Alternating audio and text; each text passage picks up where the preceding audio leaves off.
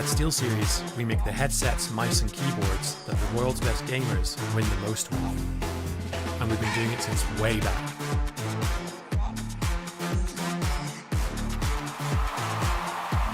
It's up to you how far you go, but whatever you do, go for glory.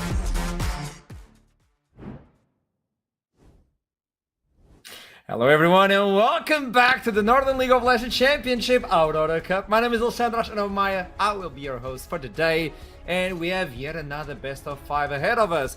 We already eliminated 2 teams from playoffs, 2 are qualified, but we need to look into the lower part of the bracket. Let's introduce the desk so we can start talking about it. I have together with me someone I'm used to, but a new face as well. Welcome, Brack. How are you doing in Hip Rain? Hello. Fancy. I know, right? I've turned into a cat last week. You're looking fantastic, Hip Rain. And yeah, hello. Hi, Asha. Hi, everybody. Yeah, they dragged me out of Div 2 for this. Hopefully I don't make a complete fool of myself. People who know me know that I absolutely will. It's alright, though. I love how you use the I've been dragged from Division 2. Recently, everybody that comes from Division 2 says that. I'm getting concerned to what is happening in Division 2. We're taking them against their will. They just want to be down there. They're happy. Oh no, it's happy great. In their space. We got comfy chairs the here. basement. It's awesome. Yeah. You look kawaii. I shouldn't say anything else, Hip Rain.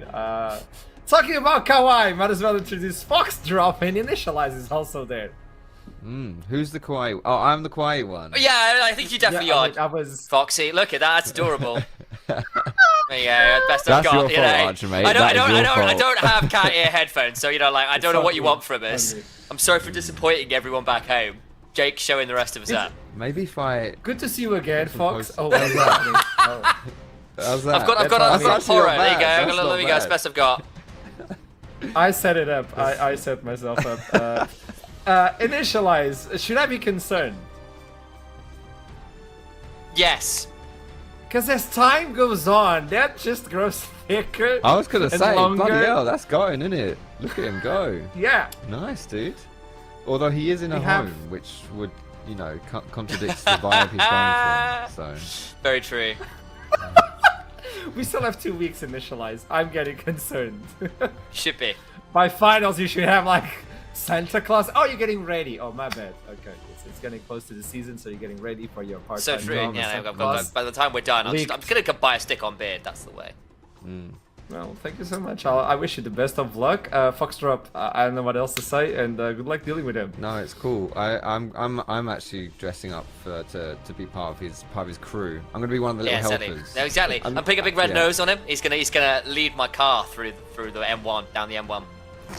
Yeah, there you go. So well, I'm not here at least you already have the lights.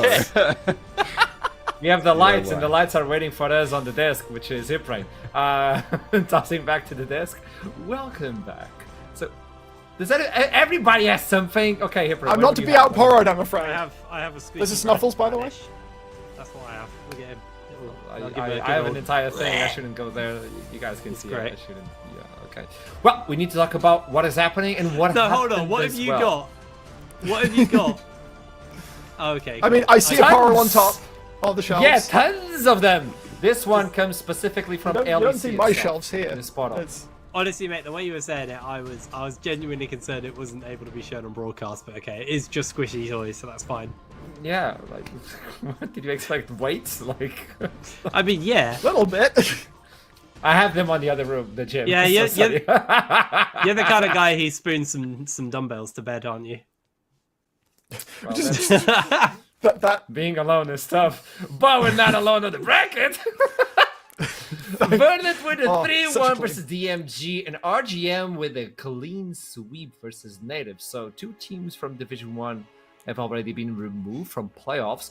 We're now looking at Ruddy versus LLS, and then Venprest versus BFG tomorrow. But today we'll be focusing on Ruddy versus LLS, which is going to be an interesting one to start this off. But from the other games we had, Verdant versus DMG and RGM versus Natives, what can we highlight? In your opinion, both of you, what can we highlight from those series? Honestly, the speed of the game's probably the big one. We haven't had a game go to Game 5, or a series go to Game 5 yet. The games have all been, other than that 1-3-1 3-0s. I'm not overly surprised that they were 3-0s, and if I'm completely honest, a little bit of a spoiler, I don't think we're going to go all the way here today. I'm actually pretty Ruddy biased towards this just being a 3-0. Yeah, I mean, who did I have? I had I've had a complete brain fart. I had... Who was I casting the other day? Was it... No, it wasn't Nord. I can't remember who I was casting. Was it Natives? I don't know. I think you casted the first one, which was Natives, yeah. Yeah, and that was like a very, very big 3-0 stomp. A lot of people were more confident that could potentially go 3-1. The general consensus right now with us for pre-show and kind of before we started the show was that Ruddy were going to 3-0 it. I'll go a little bit more into detail on that when we get further on into the pre-show, but yeah, I think Lightside are going to have to pull something pretty big out. Luckily for them, because it's Fearless, they might have something cooked up, which could upset the apple cart, so to speak. But ultimately, right now, I think that's where I'm leaning towards Ruddy right now. And for the most part, though, I'm not too worried about Fearless for Ruddy. Like, okay, we'll get to some of them being perhaps not too inventive with their champion pools in the Swiss stage, but throughout the year, we've seen most of these players, built Natter Alaric have been around the whole year, and they are not shy to pick slightly out-of-the-box picks. I'm not worried about their champion pools at all. Okay, so far the consensus is that it's going to be a sweep, and at least from the first round of playoffs on quarterfinals, it looks like it should be clean for one side. Let's see what happens for today. But we were talking about today, might as well jump into this one. We have Ruddy versus LLS, two teams from Division 1. Let's start talking about Ruddy. Ruddy did some changes moving into Aurora Cup. They were the team, the roster that everybody believed was going to take Summer Split. Venom Crest pulled a fast one on them, almost got into the main stage of EMEA Masters as well. They couldn't get there, Venom Crest, but Ruddy changed a few things. And when we look into the roster from Summer Split into the Aurora Cup, big names are missing out. Kituruken and Alex, like both big names coming in from Ruddy. And now we have Malice and Reiko, which I think most people know who they are as well. So is this an upgrade? Is this just a general change? What are your thoughts process on this one for Ruddy? So this is the reason why I'm still pretty comfortable in Ruddy. I think obviously Alex and Kit Ruken, major players for Ruddy back in the summer split. But I think Nada and Alaric proved themselves as a top tier ADC and support combo. Built was among the best of the top laners in the entire tournament last summer. I've been hearing that Rako kind of contributes a lot more to the kind of macro gameplay for Ruddy, and it makes sense. If you remember, yeah, a lot of my criticisms of Ruddy during summer was mechanically they were just better than everyone else in the tournament. Macro wise, I didn't see enough from them on that front. So I actually think this edition and kind of upping your macro game is the kind of like the missing spark that this team was missing. So again, why it comes down to me being kind of a bit more Ruddy favored. I will say I genuinely don't know much about Malice and his jungling. So to me, that's a bit of a blind spot, and I'm excited to see what Malice has got. But for the other four people, I'm very confident in Ruddy right now. Reiko, I think you're going straight to my point. Do let me know. Reiko was a coach. He's now come in as a player, and so it makes complete sense that this player is going to have a little bit more of a hand in the shot calling, have a little bit more of a hand in how the game is orchestrated, and you can do great work on that from the mid lane. His champion pool has also not been the most hand diffy for the most part, which means that he can free himself up to let some of the more hands oriented players on the team really shine, because they know, okay, Reiko can tell us, all right, we need to be here, you need to not be here, etc. And not only him, we're talking about the mid lane, but you were talking about Malice. I would like to talk about Malice a little bit, because he was also a coach. He was part of Cloud9 Academy, Cloud9 itself, and then on Cloud9 Academy, he was the jungler. So we're bringing a lot of talent from the other side of the ocean. And it's interesting, you were talking about the macro from Ruddy, and I do believe they had some sort of a wild card, but also could be like a missing fuse sometimes on the team, where, we need to make a decision, like a smart decision. It will be like, Oh, we dive. Why not? Just skill check them.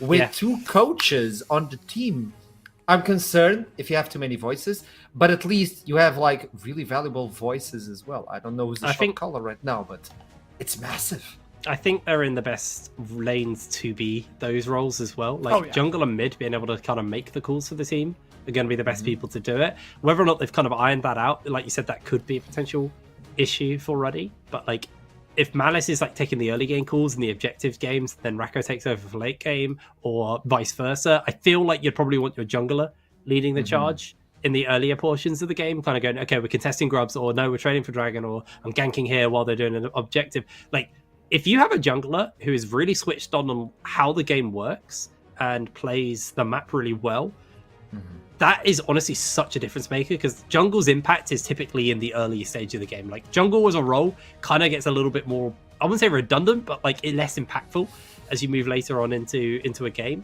But like, if you have a jungler who recognizes that like an objective isn't worth it, but if he can full counter jungle the red side and gank top in response to like a dragon going down, that's massive. And I think a lot of junglers do struggle with the kind of like quick decision making. So if you have someone who's very, very capable in that area, and then you also have Racco, who's obviously also going to have his ear to the ground, jungle mid is like is one of the big synergies, right? Like, you talk about lots of roles, but like jungle mid is one of the synergies. If Racco and Malice kind of sync up with each other, which I assume they're going to be doing a lot, I feel like, you know, you get yourself like, I believe Malice is playing a lot of like the Jarvins and stuff. You got like Jarvan LeBlanc, or, you know, AP AD mid kind of AP AD jungle mid mix, and you just go for those skirmishes early. You could just, through macro, you can just take over the game, and you know that Nata and Built are going to be perfectly capable in their lanes and in their roles. Like, Nata will be an incredible late game insurance policy for your team,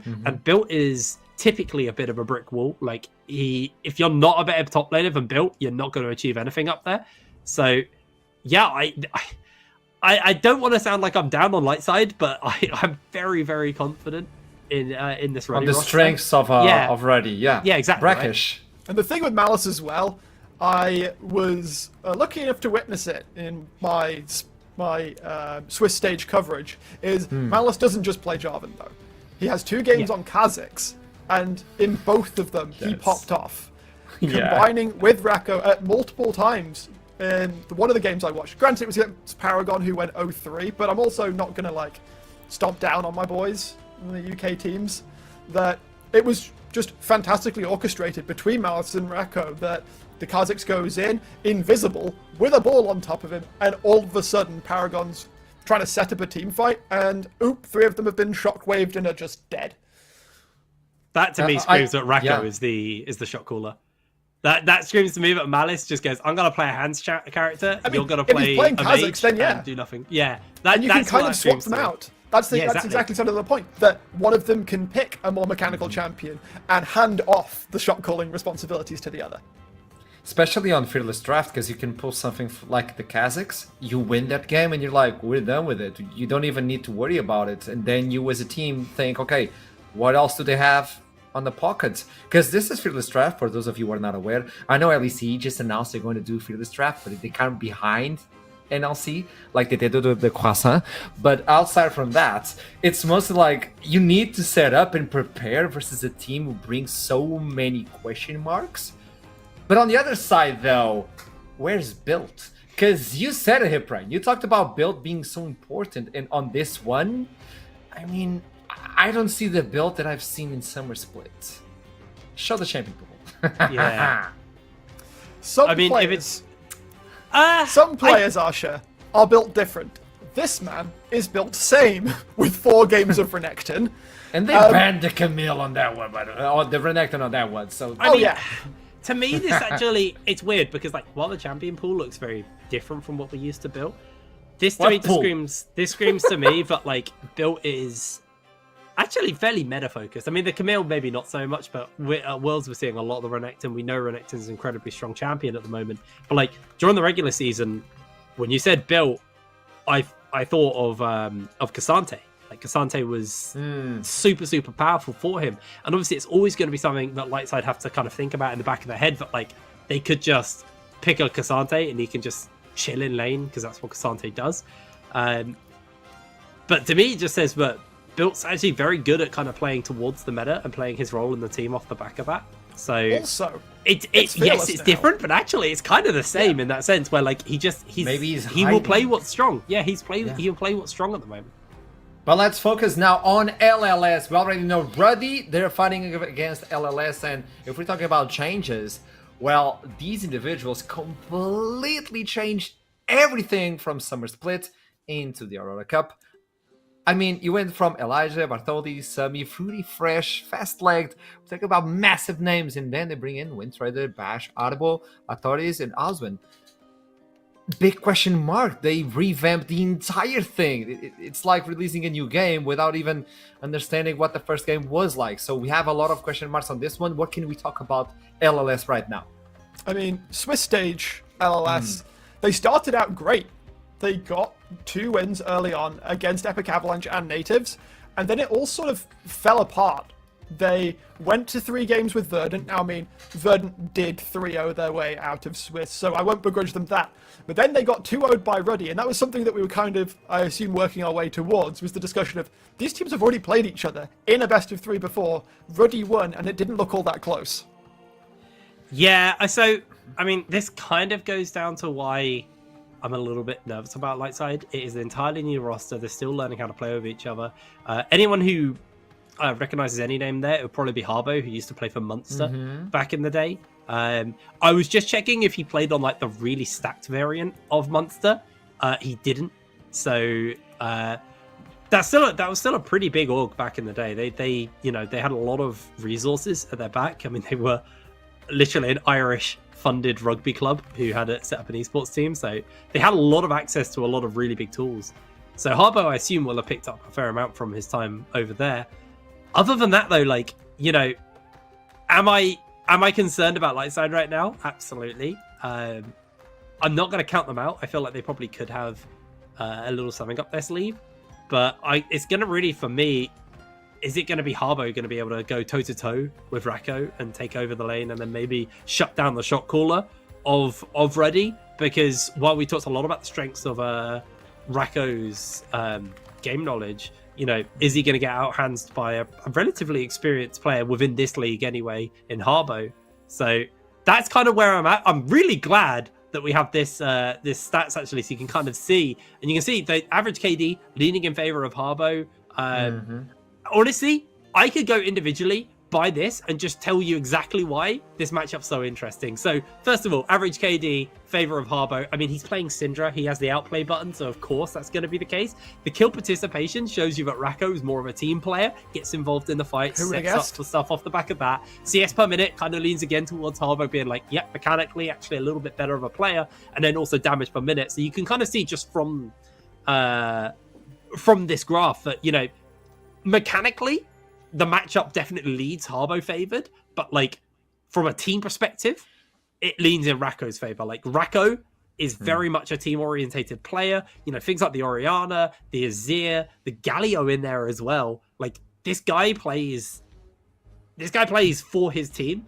I'm very excited to see how he kind of synergizes up with Battles and the rest of his team off the back of that one.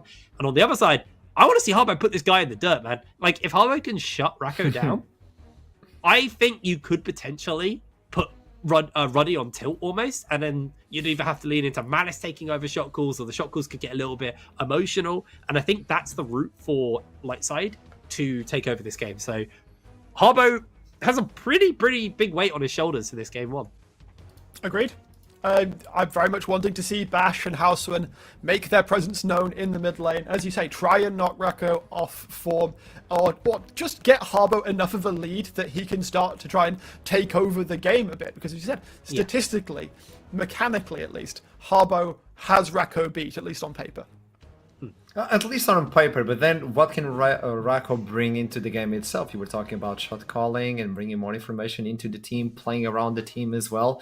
So Harbo has a lot to bring in, but when they faced each other, you talked about that previously, Brackish, we already have some stats available specifically because of that confrontation between LLS and Ruddy themselves. And when you look into this one, obviously the mid line is important. AD carries is massive. this game itself, like, it was a 34-minute long game.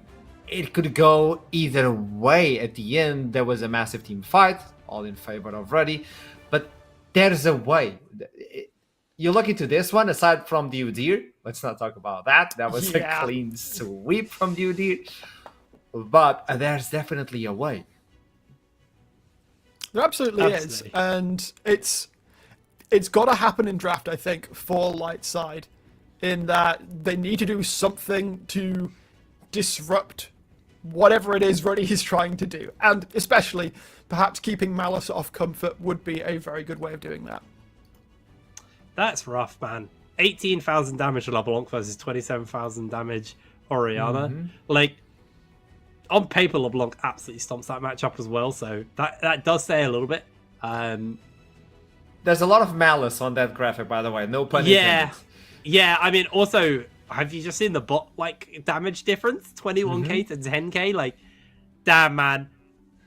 It doesn't matter how good, like, Natter's calls are from his team. Like, that guy, just mechanically, is so goddamn consistent. He's really, really good.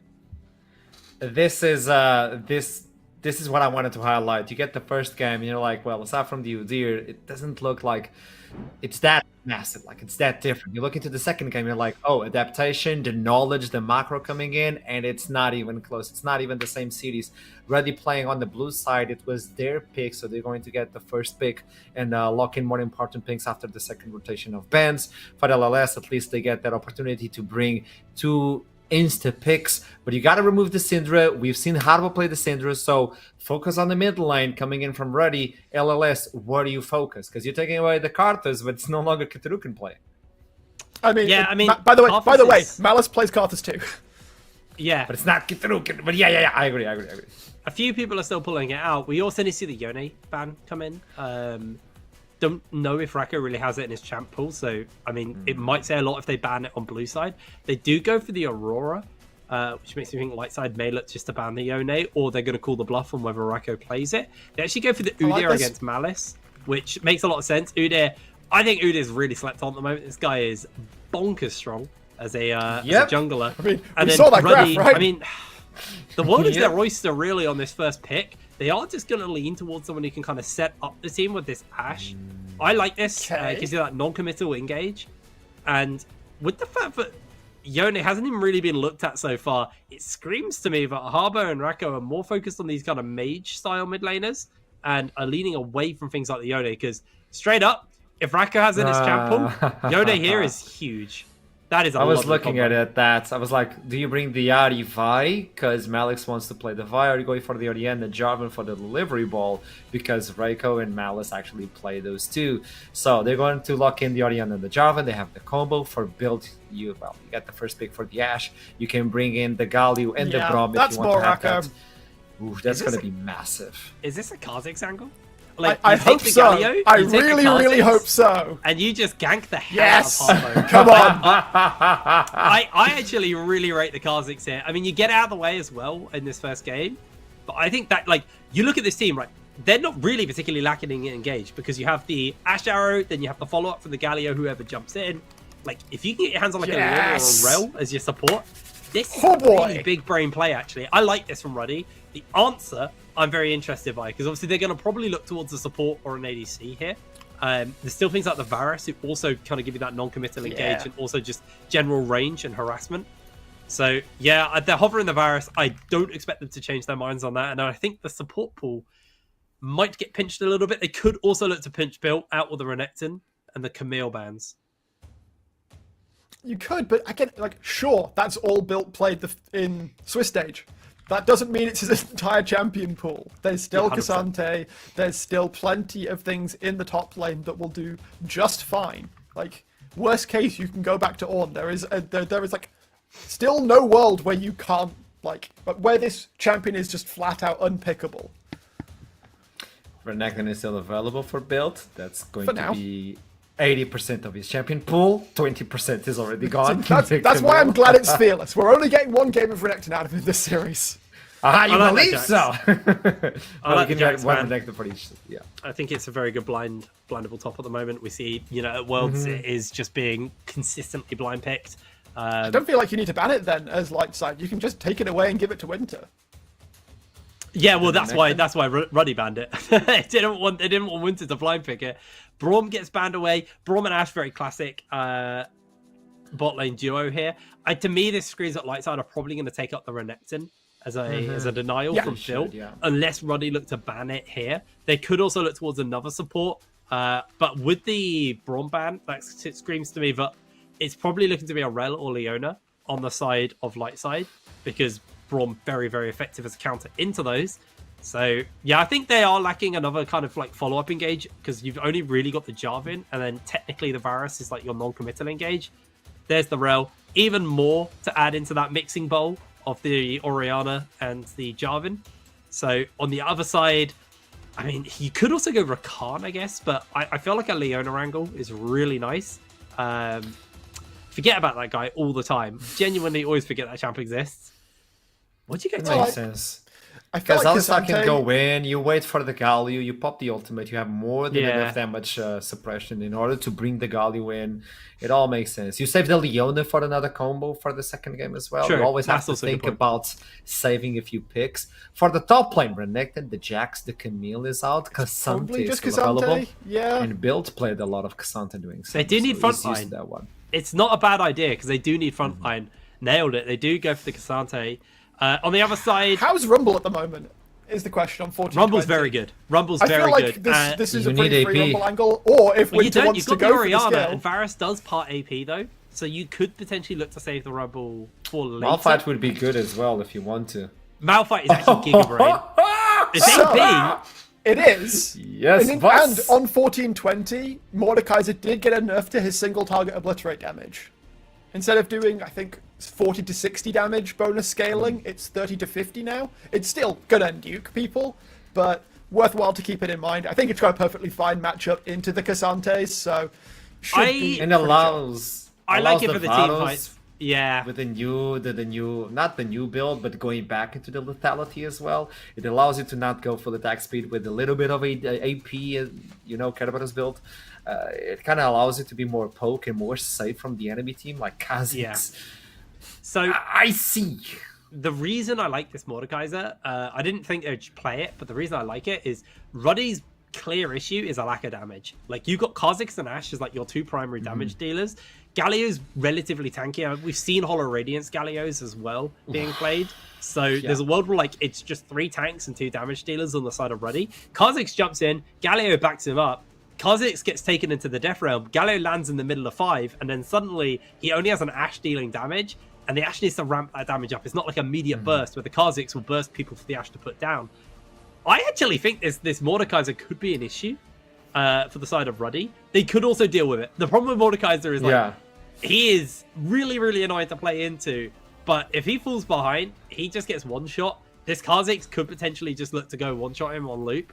So if Ruddy can deal with this Mordekaiser, I think they got this game in the bag. But I do think that Mordekaiser is a really solid addition to kind of shut down what Ruddy are going to be looking to do.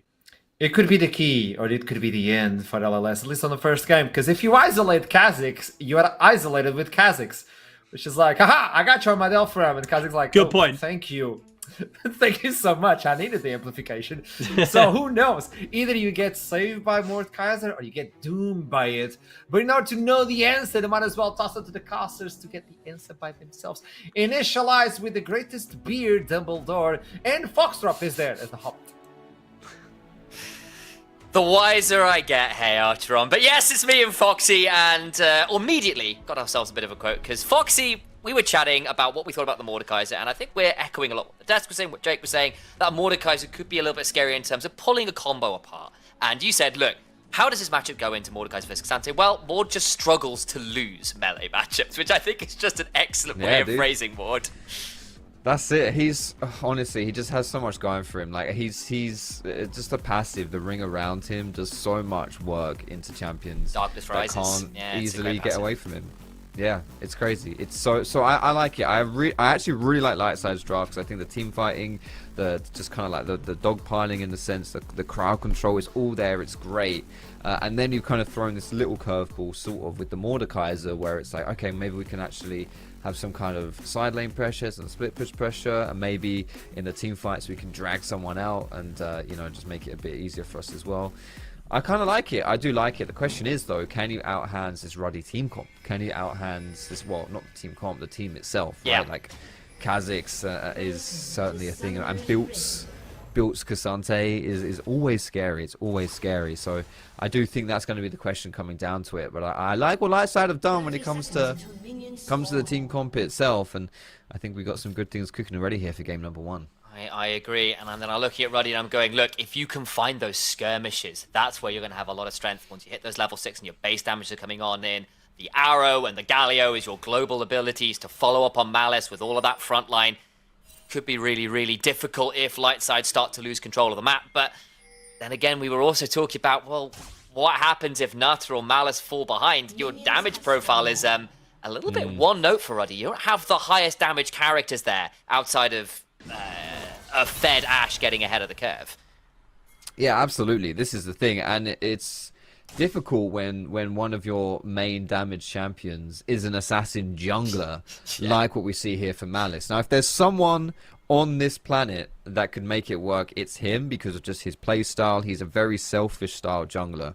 That word has negative connotations, but to be honest, I just think it's appropriate. Like, he will literally put himself first, and we saw this even in the games that Ruddy played versus Lightside previously, right? Yeah. You saw Rako was down like 100 CS over Harbo. I don't think this is gonna. Yeah, I was gonna say nothing's happening here. Surely. Well, I mean, but as you say that, he's down at 10% HP. He's gonna stop him. Is he trolling? Ooh. Yeah, nice. No, that's good. That's good. Good little first exchange. I'm surprised. I mean, no summoners blown. Well, that's the important thing, right? For Ruddy, right? We got the ignite out of Rel. And no summoners for Ruddy. Alistair's going to get the reset. Rel staying in lane. So, to be honest, I actually think, as weird as it's going to sound to say this, that's Ruddy favored. That works out for Ruddy pretty well, depending on whether Natter gets in trouble here when he's 1v2. But he looks fine. He's even pushing in the 1v2 and doing well for himself. What's not been looking so fine is Built's HP bar got dragged down very low in the top side. Does finally hit that level 2, but Winter very happily in control of this lane. Lands the Obliterate. Being Built at a relatively manageable HP bar total here. This is the Q3, those on Tofo strikes. Just a little wide this time around. Already these solo laners for Ruddy actually struggling to start off with. So good stuff for Lightside. But to be honest, you know, these solo lane picks aren't exactly designed to smash lanes, so it's totally fine. Here comes the engage though. Alaric's in trouble. He is, tries to find a way. He's still level 1. Oh, what a miserable position. Easy first blood in mid lane. Rako goes in forwards, gets the taunt off onto Harbo. He's got the aftershock! And the Winds of War secure a kill in the mid lane for Ruddy's mid. God, I love that Galio passive. When you last hit someone with it, you just smash them into the ground. It's like one of those old school cartoons where someone gets bonked on the top of the head and like their whole body goes into the ground. And just their head, like a Diglett remains, you know? Oh, that's man. what I Tom and imagine Jerry. when I see Galio. Exactly. That's precisely it. Fantastic. Great little solo kill there for Rako. I'm genuinely never going to be able to look at that passive the same way again. That is fabulous. It's such an oomph. It's such an oomph ability, man. It's so powerful. Yeah, Harbo feeling that one there early on. All the while, of course, you will note that Bash kind of skipped out on his blue buff in order to make that play bot side happen. So Malice will full clear and get both Scuttle Crowds, which, of course, for the Kha'Zix, it feels pretty nice getting towards your early lethality, getting towards that level 6 as fast as possible. Makes yourself feel very, very good because, of course, you don't actually have the most base damages. You're really relying on some of those items and levels to really start taking off. And Harbo, again, eats a pretty nasty trade there from Raku, who gets the aftershock and chunks Harbo down about half HP, and there's not that much traded back. Yeah, it's tough against that aftershock to get a good trade pattern versus Galio. There's just so much resistance is coming through from him. And he'll be going relatively tanky as well. So, not too much expected here, but here comes the engage again. ambitious here. Flash from the flag back, doesn't quite find it. Malice now coming on over. Alaric very low, not quite down. Ignite back, cannot get the kill on the Alistair. Nata's just about alive, and Malice says, look, I'm not going to fight, I'd just rather secure my Krugs. Ooh, very close though, very close. These are the kind of plays that Lightside need for this game, because you know you're going to have a relatively quiet early game from the Kazakhs here. So you want to use that time period where you can get that advantage and get those ganks with the Jarvan to get that rolling, to get that going. That would have been big if they could kill Alistair, and it's a huge sigh of relief for Ruddy that he manages to survive. That he is, and of course Malice didn't even back until he got 40 odd CS, managed to get back, gets that longsword, gets that pickaxes. A solid 3, maybe 4 camps ahead of this Jarvan right now as well. So that's the price of those double gank spots. Yes, Bash has got value, but can still end up being problematic. That is Malice's playstyle. It is that selfish, farm-focused gameplay that we've known him get famous for. It's why things like the Udyr, the Karthus get banned against this guy. It was getting banned against him when he was playing in challenges in Korea, where despite the meta being a lot more aggressive from the jungle pool, people will still respect banning those champions against him. We saw it when he went over to Cloud9 back when we had the LS coach iteration of Cloud9, and they had Malice in that academy team there. We're still playing the Udyr, the Karthus, the Evelyn as well. Please play that for me, Malice. And we know what this player is like as a kind of character. And the style he likes to go for and has been unapologetically playing for years and years and years now without fail. And it's showing here in this game. He's solidly ahead of the Jarvan in terms of the farm. Gets on towards those grubs early, has got himself the evolved claws there as well to increase the farm speed and the neutral objective damage. And the grubs will swiftly disappear to the void bug.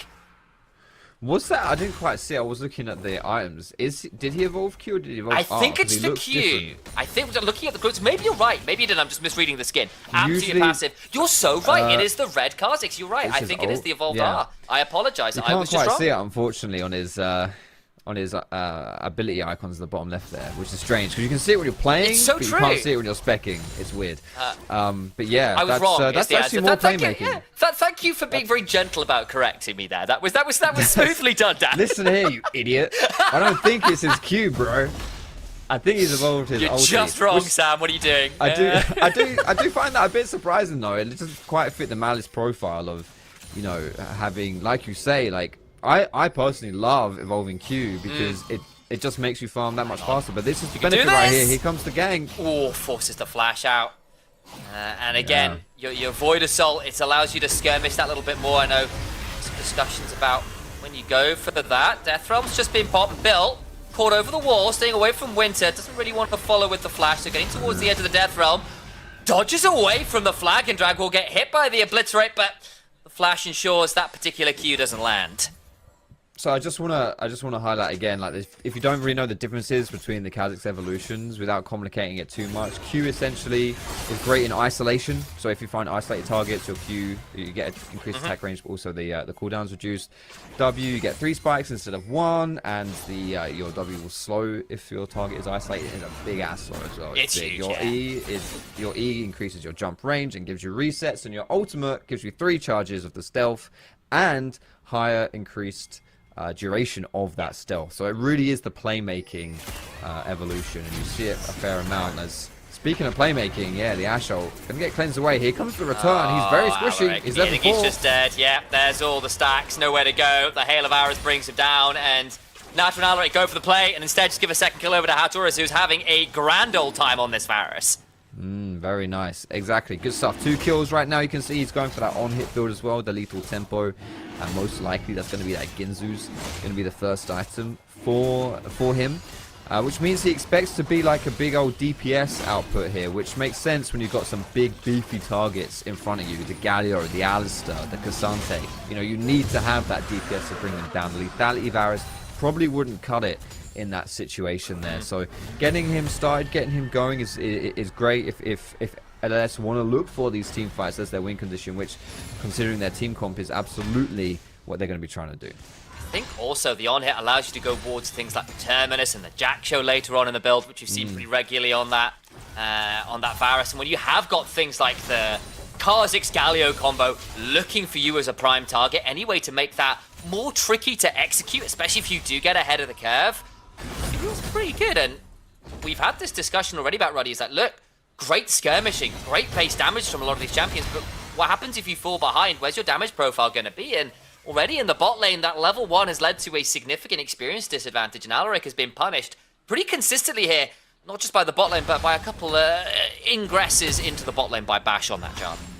Yeah, some good starts there for the Jarvan. He got 1 or 2 ganks off, only the 1 assist, but able to help things out a tad. This is now though where it gets a little bit scary, because you're going to be potentially skirmishing around like Dragon, for example, as that comes up next in a few minutes time.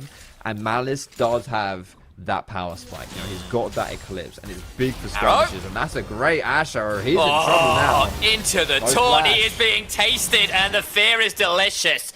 Bash not quite in range, and the kill is secured. Malice is the one who receives it. Alright, and that'll be 3 Grublies as well for Ruddy. That's a 6 grub start for these guys. Winter is available if he wants to move down and cause some disruption, but I don't think he'll look to do that. I think he'll just be chilling top lane instead. 6 grubs, powerful stuff, but conditional. It's conditional strength, right? It's only good if you're sieging and if you're pushing turrets, which is why, you know, some teams actually favor going for dragons instead, because the dragons will just almost always give you a benefit, like in any situation, like you're getting stats, right, which is much more widely, universally helpful. Yeah, a little play on the bot side here though. Jarvan and Orianna roaming down. That combo very powerful, of course. The flag and drag into the shockwave. Respectful though. Oh, this Ruddy bot lane. I think rightly so, especially considering Malice, who is a significant chunk of their gold, being on the Void Grubs, is now over on the Raptors, trading out Bash's invade, so won't even lose out on the farm. Of course not, it's Malice. We know how this player plays. We've already had that discussion. And is handily building himself that individual lead. Looking towards the top lane though. Winter might be getting ganked here, but there is still a Death Roam available. Might be forced to pop it. Will use the flash. Looks for the Void Assault, gets the auto off, and happy enough having gained the Summoner spell. That is awkward. I think that pink ward that's in that bush isn't in the bush. I think it's slightly out of the bush. Is it really? Observers, can we have a quick look? You're right, it is. It's on the wrong side of the wall. I think that the thing is that Malice walked through that bush. I was like, oh, he's timed the stealth perfectly. This is great. And he walks out the bush and he wasn't in stealth. So I could be completely wrong there. Maybe Malice is actually like 5,000 IQ and did time the stealth perfectly. But it looked as though that ward was just gammy. And just not, not in a good spot. Has failed the non-Scar award. Just not put it through the wall right. Yeah, we've all been there. Yeah. Unfortunately for Winter, it came at the cost of his flash this time around. And trip down memory lane for you, Foxy. Do you remember when Kha'Zix was the most busted he's ever been? Where there was a time, to those who were not playing League or paying attention, a few years back, where Kha'Zix, once he hit level 6, would enter a bush and then go invisible the moment he entered the bush. It was unreal strong. It's free. It's kind of like how Blue Smite works now as well. Here comes the engage though. Rakko's in trouble. Into the shockwave combo as well. There's no way to go. He went looking for that engage and found 3 members looking for his head. The arrow does come on through, but it is just a salute to the fallen member. Ruddy lose their mid laner. Light sides, yes, even in gold, but are managing to prevent this Ruddy roster from getting their advantages where they need them. It's a good start here for Lightside, very much so, especially when we consider we saw these two teams play before in their best of 3, which was a pretty handed 2-0 for Ruddy, right? It was quite one-sided, but this is great. I'd say the Lightside are definitely playing better at this point in time. The gold being even is mostly, if not entirely, because Malice has 1,000 gold leads over Bash, right? I think the thing is at this point as well, we haven't quite seen what that means right now, you know, like we don't know what it means for Malice to have this extra gold, because he's not, you know, we're not in the skirmish side of things right now. He's actually done pretty well to make some plays, to find some plays, like he's done good, but it will really come down to it when we get these fights, these skirmishes around Dragon and such like that. Like he is going for a much more bruiser focused build. He went for the Conqueror, he's got Eclipse, he's most likely going for potentially the Cleaver next as well. So he is actually looking to get dirty alongside Lightside with that bruiser build. And it makes some sense, right, when you are going to be asked to go face, tank a lot of these potentially quite scary CC members from Lightside, and while that squishy lethality build getting pulled into the Death Realm, for example, is not a fun place to be. So I think the decision on the build does make some sense. On towards the Dragon they go, and this might be our first true team fight of the game coming on up. Housewen and Bash looking to come on over. Dragon secured. Hatteras will throw down Hail of Arrows, and already that Rel dead to rights. The Cataclysm into the Shockwave, but look! The Grand Entrance comes on through. Hero's Entrance, I apologize, that's not a Ricard. He's a little bit larger and built of stone. Bash gets bashed. Reiko gets that one. It's my pet peeve, Sam. It's my pet peeve when I'm watching League of Legends and I see the hesitation from teams. I'm just going to hold this point because I think Winter's Dunzo here as well. He's in trouble. Q3 just shy, Ooh. and Belt didn't want to pull the flash. Yeah, he could have got that for sure then. That is going to actually have to pull the flash instead. Yeah, okay, we're just chilling. It's like, this is my pet peeve, okay? It's very simple. Do or do not. There is no trying, okay? Master Yoda, very wise little dude, okay? Why are we trying to contest the dragon? You are, Foxy. All right, I feel like I saw that scene in the in-betweeners somewhere. Yeah, probably. Yeah, true. Oh God. But like, why are we hanging around, dude? Like. Go for it, contest, pull that trigger. Like, that's what Lightside want to do. They want to go forward, they want to contest. Or don't, you know? Don't do the middle ground where you hang around like that and you lose the dragon and then you lose the fight because you're flirting with death at the same time. Just, you know, a little bit more decisiveness from Lightside. That's what you want to see, some confidence. Are you going to pull the trigger, are you going to go for it, or are you going to back off and try and get something elsewhere? To be honest, it's the worst of both worlds when you do that, right? You don't get the objective and you don't get something elsewhere. It's, what I've kind of started calling alongside a few of the LPL guys, Safari League of Legends, where you turn up to watch the wildlife, and it's like, why are you here? It is entirely irrelevant. You could be doing something else on the map. If you're not going to fight, then fight. If you're going to do something else on the map, then do that. Don't just stand around there dithering, or you end up, as you said, getting the worst of both worlds. And this time around, they will start up the Herald. It's a bit more proactive from them. Decide to get involved with the wildlife this time around. Winter gets the shove up topside and will come on down, and Ruddy decide they are not interested in all the while. Of course, they've got 6 grubs, so big old chunk onto the bot lane turret comes on through forwards for Built. Winter will teleport down to answer that shove. Winter really needs some items to be able to deal with this matchup as well. Like, he wants that Leandries. He's going for Riftmaker, I believe, the first one. Like, there's a lot of options here that make it a good matchup for the Mordekaiser, but he doesn't have the items yet, right? And I'm not sure. I feel like something like Leandries first is potentially a bit better, because you need your first port of call for this matchup is to beat Built. It doesn't matter about anything else. I feel like this Riftmaker is a little bit better for perhaps like a grouped up situation, whereas, you know, I think the Leandries, when you combine it with a passive, if you can just stand next to the Cassante, it will shift that matchup and make it winnable for you. So either way, I'm not a Mordekaiser expert, so I shouldn't say too much, but I feel like Winter, at this point, it doesn't matter about what he's building, what he's not building. At this point in time, he is now struggling in this 1v1 versus the Cassante, and that is a big problem for Lightside. They picked this Mordekaiser to handle the Cassante. He is not handling it. He is struggling. Lightside need to find an answer. And eyes on the Malice count as well. That is a 50 CS lead in the jungle right now, where those numbers mean a hell of a lot more than they do in other roles. The gold you get from those jungle creeps is significantly accelerated. There's 2 items plus the free boots for additional gold value here, compared to 1 and a bit there for the side of Bash, who the last time these two teams face up ended up being 150 farm behind Malice's Udyr on the Jarvan in game 1 of that series, and looking at Malice on track to just quietly begin accelerating to an unmatchable jungle lead. It's tough here. It's the thing with Malice is he doesn't just get a lead, he also doesn't slow down. He keeps on going. 175 CS is good enough for almost the highest in the game, to be honest. Like, you look across, there's only one person with more, and that's Built, right? Who himself has an incredible amount of the CS, by the way. At 19 minutes, having over 10 CS a minute is kind of crazy. But yeah, it's all, you know, this gold total now, it was very even when we checked in a few minutes ago. It's starting to pull away a little bit here for Ruddy. Playing it a little bit slow, taking their time with the advantages, but slowly but surely have built those up. And now the question is for the Kazakhs too. You know, he's got this bruise build, as we mentioned. Is he going for like a Sterak's next? Is that going to be the answer? Or will he go for something a little bit more personal and try to play into the assassinations of that Varus, because he's a high MVP. You know, this Varus. If you bring Varus down, it's very hard to lose these team fights. Exactly that. A couple options for him. We look towards something like the Cyrildas, I suppose, later on as well. We'll see what the decision is here. Pickaxe by itself for now. While the gold lead actually beginning to extend in Ruddy's favour. It has slowed down over the last few moments, and Malice soloing out this dragon. By the looks of the shoulders, I think has upgraded the W, those voids back. So that does, does make sense.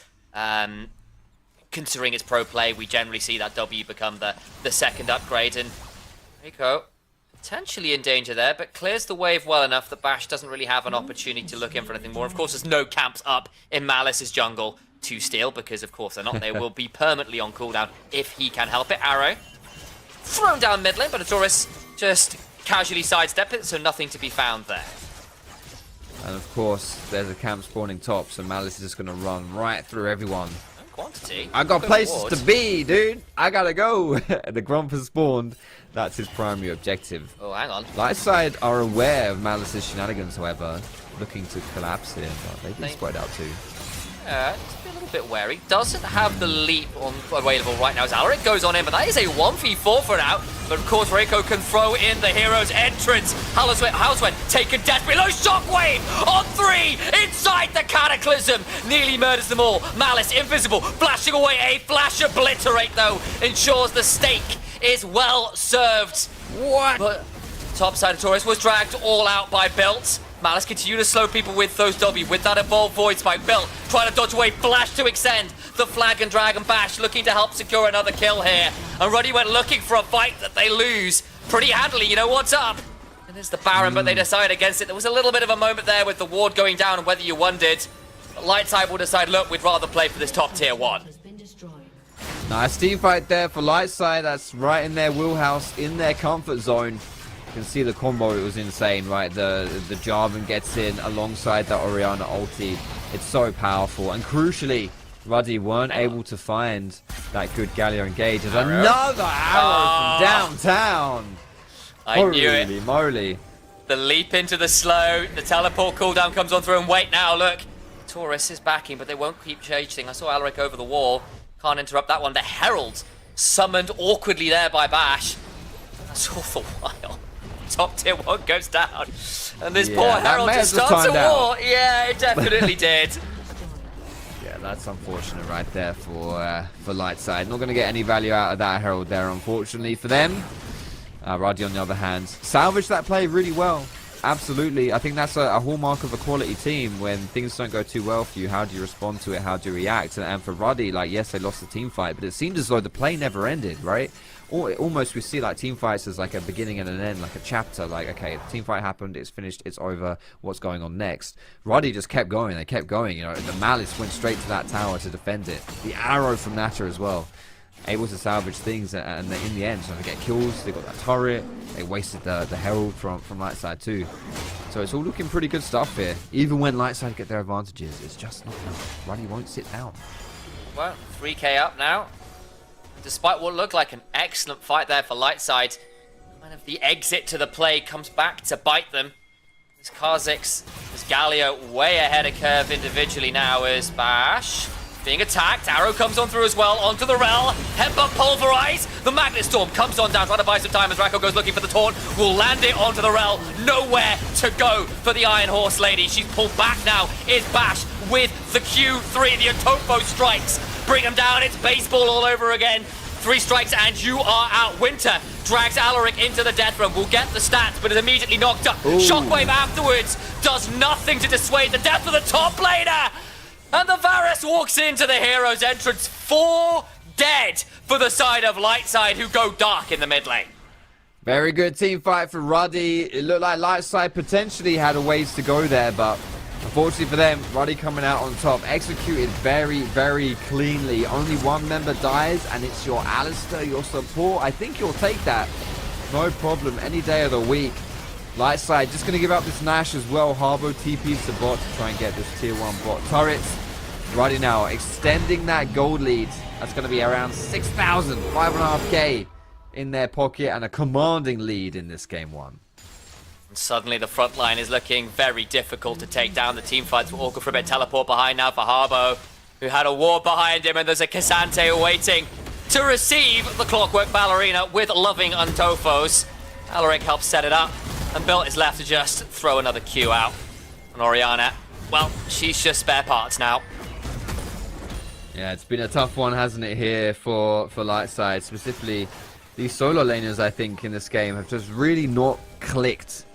You know, they obviously want to play a little bit more potentially to those team fights, especially with the Oriana. But the team fights aren't working. That's a flash over the wall.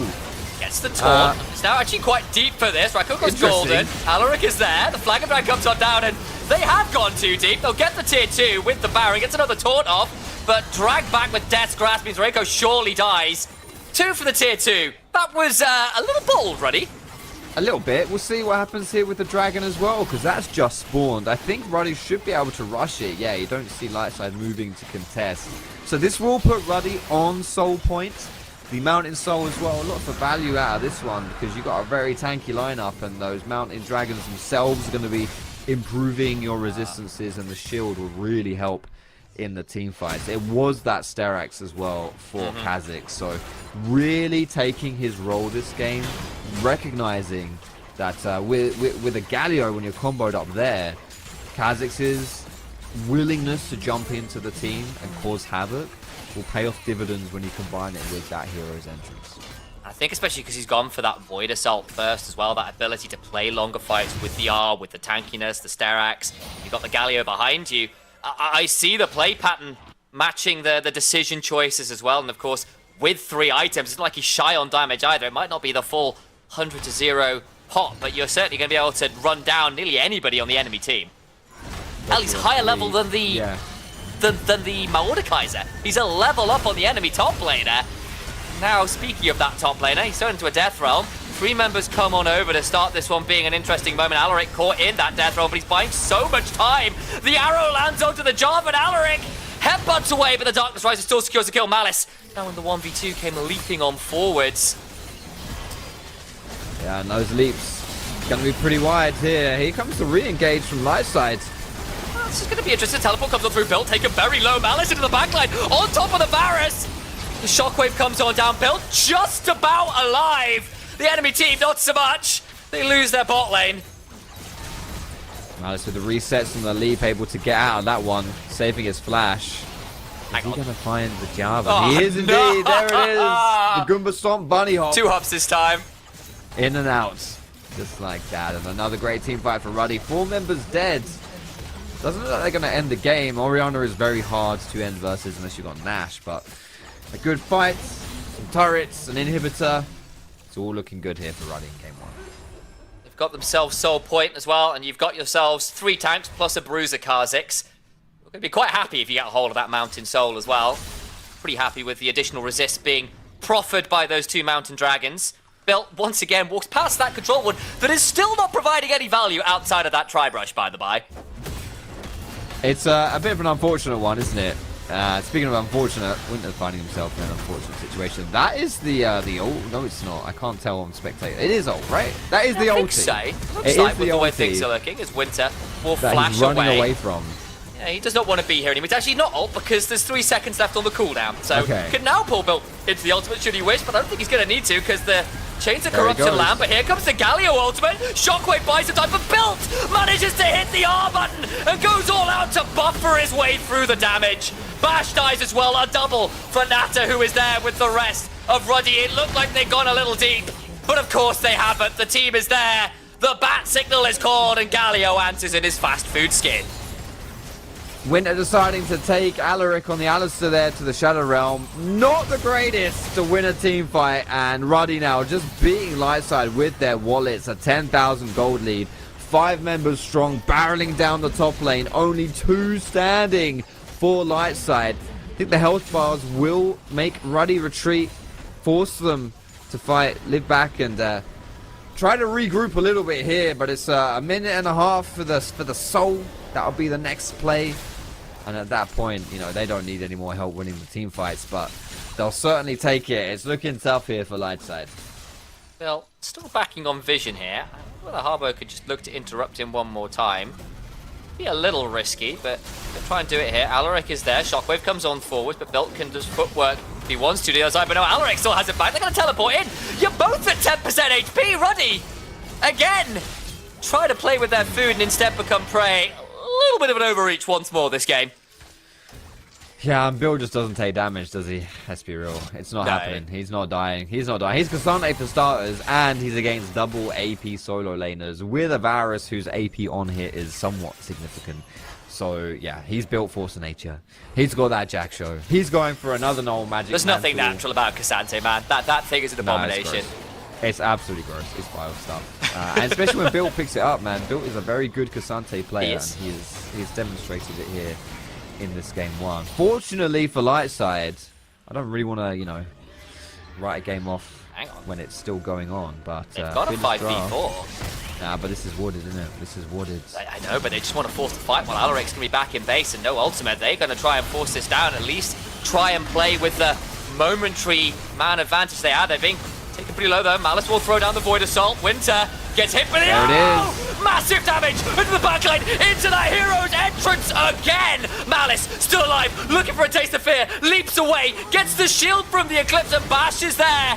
Finally shut down, but the damage is done. They lose their jungler, but they're going to teleport into the enemy base. They think they can end it right here, right now. They don't need Dragon Soul. They don't need Baron. They've got a wave in bot. They've got a wave in top. Ruddy, 4 members strong, only 2 alive again for Lightside. Bill is going to dive Harbo under the Nexus turrets. Nothing you can do about that one. Slowly but surely, these waves will be crashing. They'll be pushing in.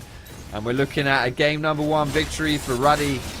It took them 31 minutes, about on par for their win rate so far here in the Aurora Cup. And they will, at the end of the day, handedly take down Lightside. They do so. It wasn't the cleanest early game. We had our questions about what happens if the comp gets behind. They never had to worry, really, did we? Look at those leads in mid, in jungle, in bot. Imperious in the fights to end it all. Some overreaches, but would it be Ruddy if they weren't looking for the outplay at every given opportunity? Absolutely. And this is it now. The question moving forwards here for game number 2 and beyond. This is Fearless Draft, right? So all these champions that have been picked by these teams, you can't pick them anymore, right? And that's specifically worrying. Well, I don't say worrying. Worrying is a strong word. But like, for example, the Cassandre, I think was a big problem that game. But you can't pick him anymore. That's, you know, you don't have to worry about that anymore. That's done so. The Galio, I think, as well. Even though he's not by him, he's not. The Galio by himself isn't like, oh, I'm going to 1v9 as Galio. But it's just like, it's such like a Swiss Army knife for the team comps that Ruddy like to play, specifically enabling Malice to pick carry junglers, and that's gone now as well. So I think, you know, there's potentially a silver lining maybe from that game 1, and the fact that you don't have to play versus that kind of comp again. But yeah, back to the drawing board here for Lightside, but a great game 1 for Ruddy. Questions to be answered for sure. See how things work with the Fearless Draft. Just been chatting about, but for now we need to cut to break. We've still got more of this series to go, so don't go anywhere, guys. We'll be back after the break. Break it down, step on the gas, let's get out of town. We're gonna break out and have some fun. We're gonna do what you never done. Oh yeah, yeah. Come on, take your body with you. It's a money weekend. Everything we wanna, we go do. We go do, and slash we go do.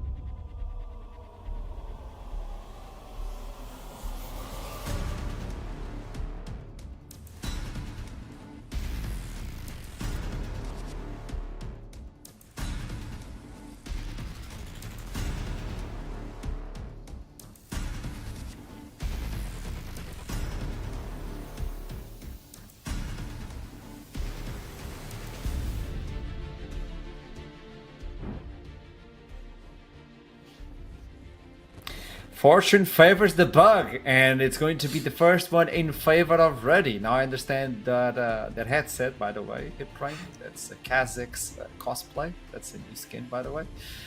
Kitty Cat Kazakhs. I don't know if I want another world with that. I do. I want Nobody nothing more does. than that. So, game, how that went. I think we saw the... before I look at the overarching things, I think we saw a brief issue. What we saw with the Ruddy comp was like that lack of damage. And they had one pretty rough fight off the back of it. But after that, and we talked a lot while we were watching the game, but Natter, that guy was untouchable. Like, Bash never ulted him. He ulted him once after the shockwave had gone down and the team had been scattered. Like, Natter played those fights so impeccably well. Like, he was untouchable on the Ash. He was finding really good arrows at a long range for his team to follow up on.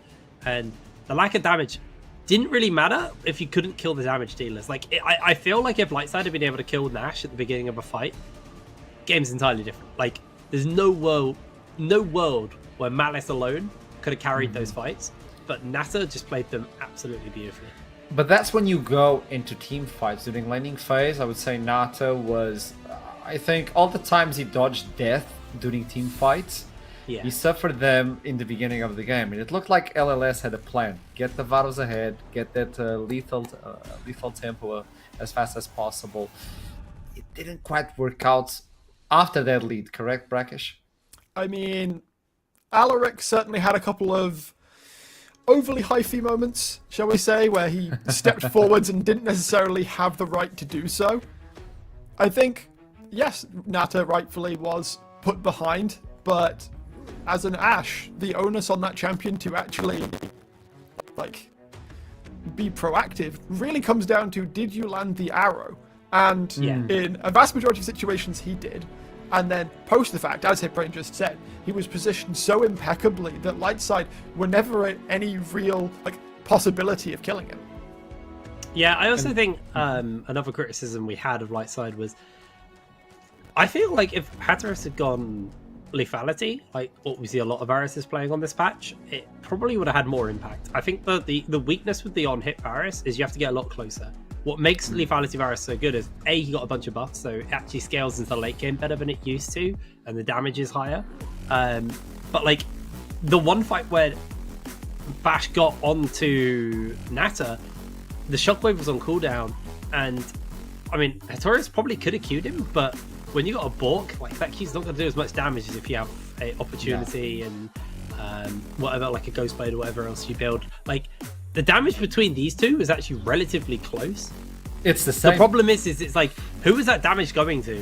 Because like 22,000 damage on both these ADCs, but the target selection for Hatteras was typically on the front line, like on the Cassante, on the Galio, on the Alistair. Like you're not gonna really be. I mean, like technically, yeah, on hit is actually better for killing those tanks, but they were also getting melted by the Ashe, and I just think Ruddy utilized the ADC better.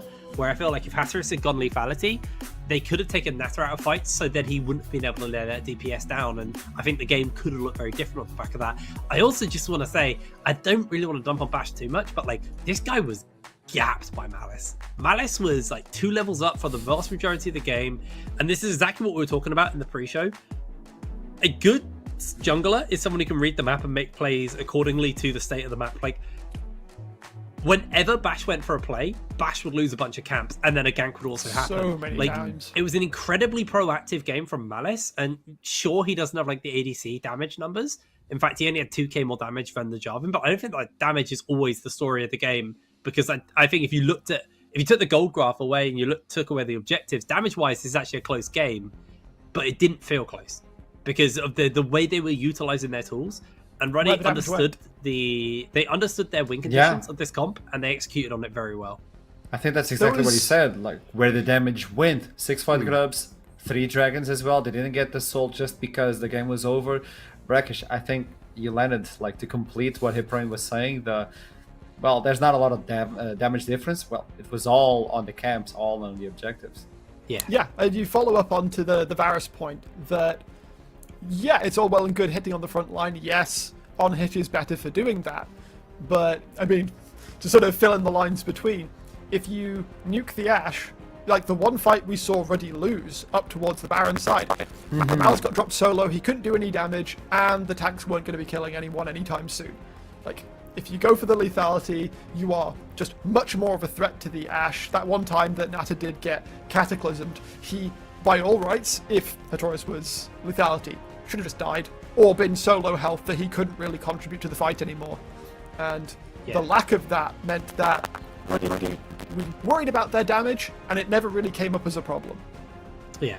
We also talked about how we would want to see Harbo take over the lane, and that Galio pick was a very, very solid pick because it neutralized Harbo. Because Harbo, I do think, is the best player on light side, but like Oriana is a Hollow Radiant Galio, man. Like you're not gonna really achieve. Yeah, you're not really gonna achieve a bunch of solo kills and take over the lane. And like he did get a CS lead, and actually the gold between those two for the vast majority of the game was very close. The issue was, you know, the Galio still got solo kills, so he kept himself relevant in gold off the back of that. But then also the Galio's relevance wasn't typically just through items and gold; it was through the impact he could have in the fights, the big taunts, the big ults, and honestly, really, really clean stuff. And one last lane to touch on before we move on from it, but like built as well. I think they were so laser focused on this Camille and this Renekton that they forgot that Built is absolutely cracked at the Cassante, and he was just a monster. He was an absolute monster. But all those champions are gone as well. Yeah, that's the good thing. That is, I think if you're light side right now, like you could play the same ban game and look to play the same kind of denial game, because now you don't have to worry about the Galio neutralizing mid. Now you don't have to worry about the Kha'Zix taking over the jungle. Ashe being able to have that long range setup is gone. The safe pick of the Cassante now gone for Built. So you do have that as like as something you can kind of take solace in. I'm going to make the assumption, I didn't actually check, and I should check, but I'm pretty sure light side will probably go blue side for this game number 2. Archer quickly checking the Discord. Red side. No, I have it. LLS picked the red side. Really? Interesting, because typically we're seeing a lot of teams favor blue side this patch, because getting that first big pick is really, really powerful right now. I wonder if it's some kind of fearless mentality thing. Yeah, I also do think it's somewhat less relevant because it, to me, screams that Rako and Harbo don't play the Yone, so he's not as like insta-pickable between the two. Harbo definitely does. I know that he's got 2 games from Swiss. Both of them were wins, by the way. So I guess they were just holding the Yone for later in the series. Yeah, there's a world Rako where doesn't show. Yeah, maybe there's a world where they just wanted the Jarvan as the denial pick, this Jarvan Ori combo. The problem is if they obviously can't take that again. So now you're looking at the bans and you're going, do we give up some of these bans and then look towards the Jarvan Ori as a denial from the side of Ruddy? Because Ruddy will look very strong on that. Again, we talked about the jungle mid synergy. That's up and available. That's what makes I think this this format when you're playing the Fearless so interesting, because you have they've denied themselves these champs going forwards, but now you've got to think, okay, the champs we can't play now, they can play. They like the Varus is open for Nata, and effectively, while I would like to see a lethality variant, the main tool of both Varus and Ashe is that non-committal ultimate. Now, it's not global on Varus, it's a lot shorter range. It's still, you throw it out, if it connects, you can follow up with the team. So now you got to think, is Nata going to take this Varus? Because he was positioning well on the Ashe. Like, if he takes lethality Varus, it's going to be even harder to kill him because he's going to be even further back.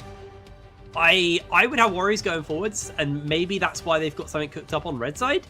I'll be very interested when we get into picks and bans. We talked about this previously on other desks, the idea that on the first game you want to understand how both teams are feeling jumping into the Rift. We are just waiting to jump into Champion Select. We only have one team. We need the green light from one of the teams, and there you go. But as you move on into the cities itself on the Fearless, it kind of develops its own ecosystem, and the red side gains so much importance because it allows you to pick instantly 2 picks and to also wrap up the entire composition. A lot of analysts have been talking about that, so I'm interested to see what LLS is capable of doing with the red side right now, because in terms of bans, it's pretty much the same thing. Same old. Again, the Aurora, Syndra, the Zac, Carthus, we've seen this before. But the other champions, they're no longer playable. At least I do think Syndra's not going to get through at all in this series. I think Harbo's too good at it.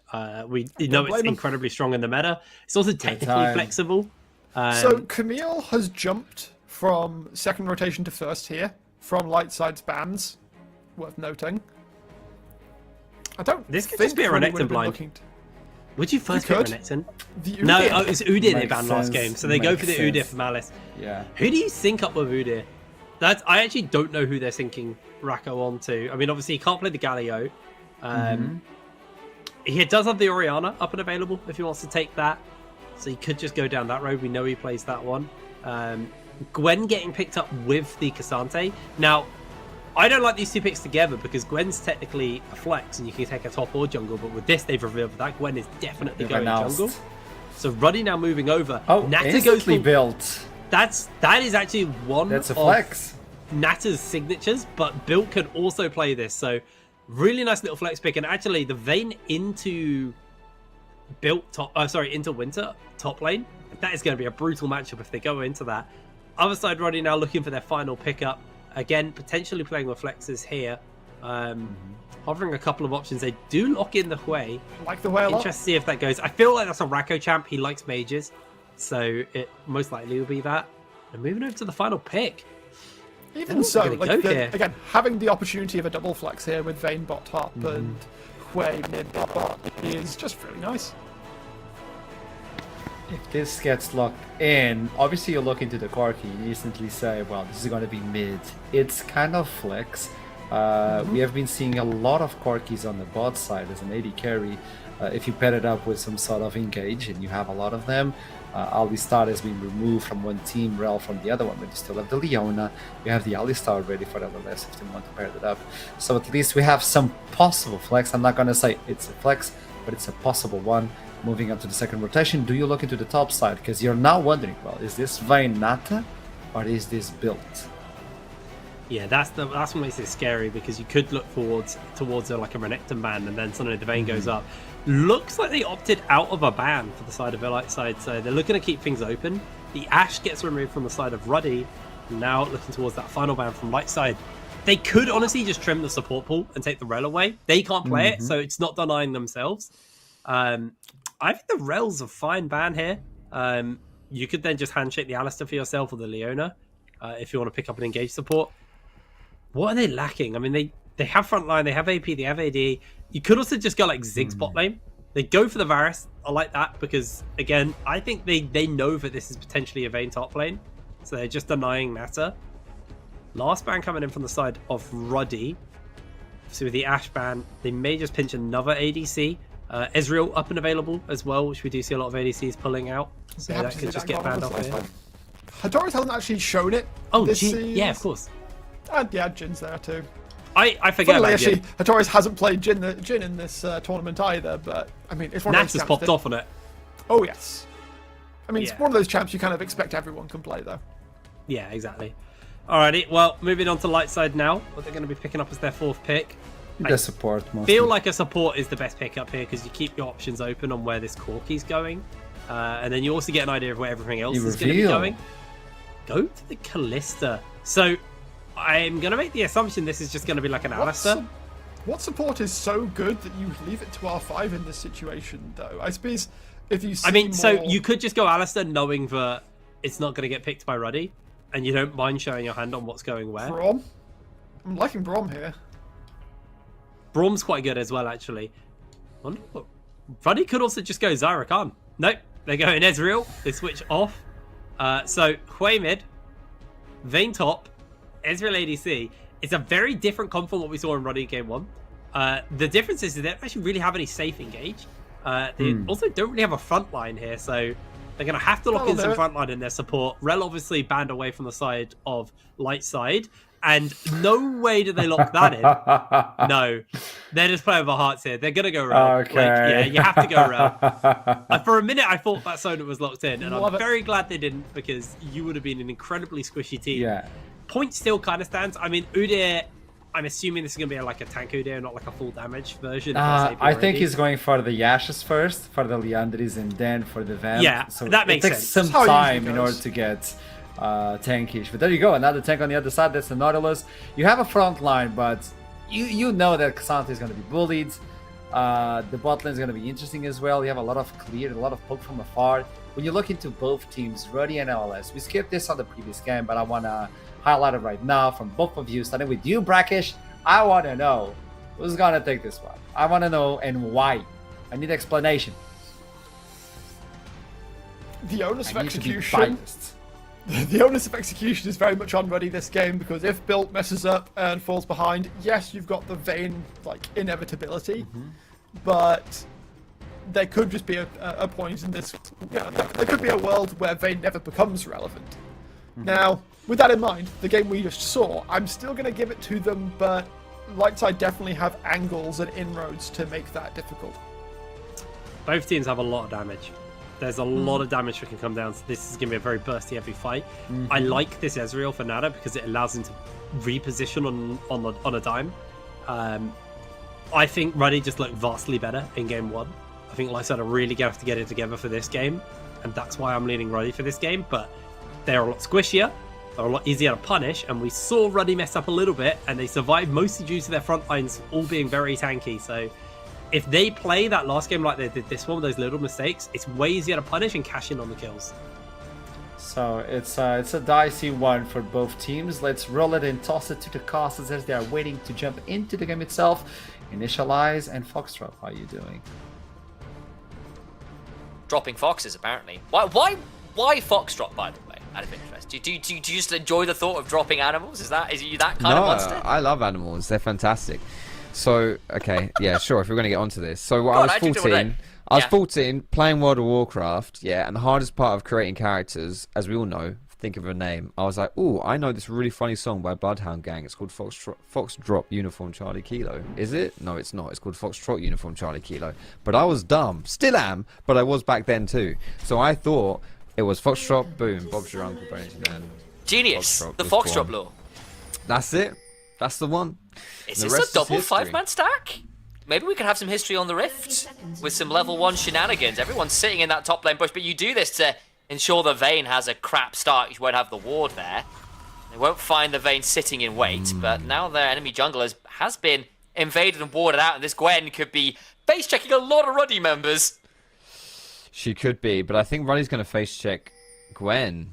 Does Gwen not see knows. it? No, Gwen sees it. She sees it. She sees it. Okay, we're chilling.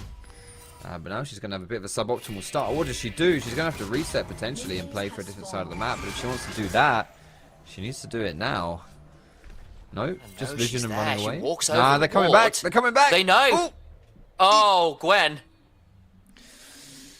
Oh man, gonna Ruddy leave her have alone? full info of this though. Nah, there's Gwen no way they bounces. let this happen. Okay. Surely not. The Casante's coming on down. We have got violence brewing. Red buff started. Malice, It's all Bill. open. Here we go. Bash. Oh, Bash. You're going to be walking over Vision. You won't even be safe in that bush. Wingborne Storm comes on out. It's going to be the 2v2 over the red buff. Smite fight potentially. Bash being forced to run away. Will skip and slash away for now. Malice. Chunked a little bit by Winter. Is built here too. Into the bush it goes. Harbo on the back end. Everyone's Big getting a little smite. bit low. Built. Low, Bash down to about 10% HP. It's a big smite. It's secured by Malice. First blood to the vein. Built running away as well. Getting out alive. Footwork for Winter. The Wingborne Storm comes on through. Is forced to flash into his tier 2. And now Harbo caught between a rock. An enemy place. The fleet footwork healing on Bill. Puts Winter into a horrible spot. Racco being eaten alive a little bit by those Corky autos. On Vision right now needs to be perhaps a touch afraid. Bot lane, crash down, forced to flash it, a cleanse away from Torres. Keeping it going forwards, Nata is there. Everyone's burning summoners. Torres desperately low, goes down. The Callista loses. Another kill goes over to Nata, and Ruddy have won this game, you feel, and it's not even 3 minutes. It's cooked. It's cooked, man. We're struggling. This is a struggle game for Lightside already, right from level 1. They flipped it at the red buff. It all came down to that smite. Who was going to get it? I don't know. Well, Gwen flashed instead of smiting, so there's that. But I think that's just panic, man. You just know how incredibly important that smite is, because that smite gets you level 2. It's huge for that play. Unfortunately for Lightside, it's Malice who comes out of that, and yeah, what happened bot was just also unfortunate. Like, Oh, there's so many things about why that sucks, but I'll just talk about from the big picture. You've got this Kalista Nautilus to be an aggressive lane to try and play through. And they've just died 2v2. You can't play through that. It's tragic. It's tragic. Yeah, melodrama aside, it really, really is. Like, you can't emphasize it enough. Everything goes wrong. Built gets out alive, gets first blood on the vein. You get the red buff. Malice is ahead. Nata has a kill. The bot lane, the Kalista, your escape valve for this draft, where everyone else is probably waiting to scale. The Kalista was supposed to be your bridging pick, your way to get through the early game. It's all over already. Maybe you can find your way back in, but it is a desperate start to the game for Lightside. There's not much of their namesake to be found. Well, exactly. Oh. It's a tough one. It's a tough one right now. Harbo almost being brought low too. Let's talk a little bit though about the drafts themselves and the ideas behind these picks, because I wasn't really a fan of what Lightside had decided to do for this one, specifically when it came to their jungle ideas here. So this Gwen jungle, if you're unfamiliar with her, which is kind of fair enough, she's not that popular. She's all about farming. She's not a proactive champion. She's not got any crowd control. She's not a ganker. She wants to farm. She wants to scale. If, to be honest, it's kind of a Malice style champion. And I believe the idea is, I'm going to hold this thought because Nata could be getting caught out. It does have that shift available. Yeah, we'll be able to just get to safety. The idea being that, you know, I guess Lightside saw, you know, yes, that was only game 1 of the series, but they've already played twice against Ruddy before, right, in the World Cup. And Lightside realized, you know what, screw it, I can't talk. We're getting some action, boys. Let's go. Keep trying to talk about the jungle disc. Bash is here, but this is not the Jarvan. You turn up, you look, and you wave your hands. You don't have a flash. You're not running the Ghost, which is a Gwungle normal. And what do you do here? You've not really got a way to impact it. And Alaric body blocks for the Nautilus hook, and it's fail play before it even really begins. That kind of reeks of desperation to me, I'm not going to lie. It does, and that should be Dragon as well for Ruddy. I'll just quickly put a cap on what I'm saying. Essentially, it looks like Lightside want to try and beat Malice at his own game and scale up and farm, but I just really don't think you're going to be able to do that. I don't think you're going to be able to beat Ruddy that way. I think you actually have to continue the playstyle that you've been trying to do up until this point. I think you do have to keep trying to look for those aggressive plays, to try and get those early plays and snowball from it. I just think you have to execute it a little bit better. We'll see though. The game is still young here right now. Bash is only a camp or so behind. It's not the end of the world. But a 2,000 gold lead approaching at 6 minutes with that dragon as well. And these grubs are spawning, and Uda will get that on spawn. It's a tough start already here for Lightside for sure. Yeah, that is a very delicate way of putting it. It is unmitigated disaster, I think is the way I would phrase it, and I suspect Lightside would too. Malice does walk into Housewin here, and there are 3 members. Bash gets a bit of a chunk there, and Malice at this point in mid lane as well. Hang on. Everyone's getting a little low, and Grubs now being started, and Lightside with the earlier rotation. Still gonna lose their mid lane because Alaric finds it on the rel. Grub 1 goes down, but here come the rest of the team. Winter with level 6 could look to go all out on someone. Wingborn Storm Pot could look to activate it again with the bridge between. Malice gets that one. Big chunk with the Blazing Stampede. Ooh. But Alaric forced over the wall with the all out, but will be able to flash back out to safety. 2 grubs secured for the price of Rel's flash. Okay, that death in mid was slightly unfortunate timing right there, as the rest of Lightside was trying to contest those grubs. They did get a singular grub. It's not great, but it's not the end of the world either. All in all, though, I think Ruddy will still be happy with that one. I applaud Lightside for trying to put the pressure onto Malice, specifically early on. Because this Udyr, like, when you think of Udyr, you think someone that runs around at 10,000 miles an hour. He's one of those immovable objects. He's also an unstoppable force. He is both. He is him. He's very scary. But early game, he's squishy because he's one of these guys that builds Leandries. He rushes Leandries and then goes tanky, right? Sometimes Medjai's as well, as Malice actually did do in one of his previous games. But still, early game, his itemization doesn't make him tanky. You can punish him, you can kill him. And Lightside are trying to do that. They recognize that. It didn't quite work, but that was the idea. And it's a decent game plan as Malice now is looking for the invade. Is level 6. Bash is only level 5. That's the blue buff. Bash is going, yeah, I have an idea about where this Udyr is. I am not face checking that. And Alaric, already on the invade, will get a ward down and come Lightside's bot lane. But Ruddy like they are potentially here to defend. They'll get all of that blue buff. Now they're going to fight over the Gromp too. Got Ren stacks. Could make this a bit trickier.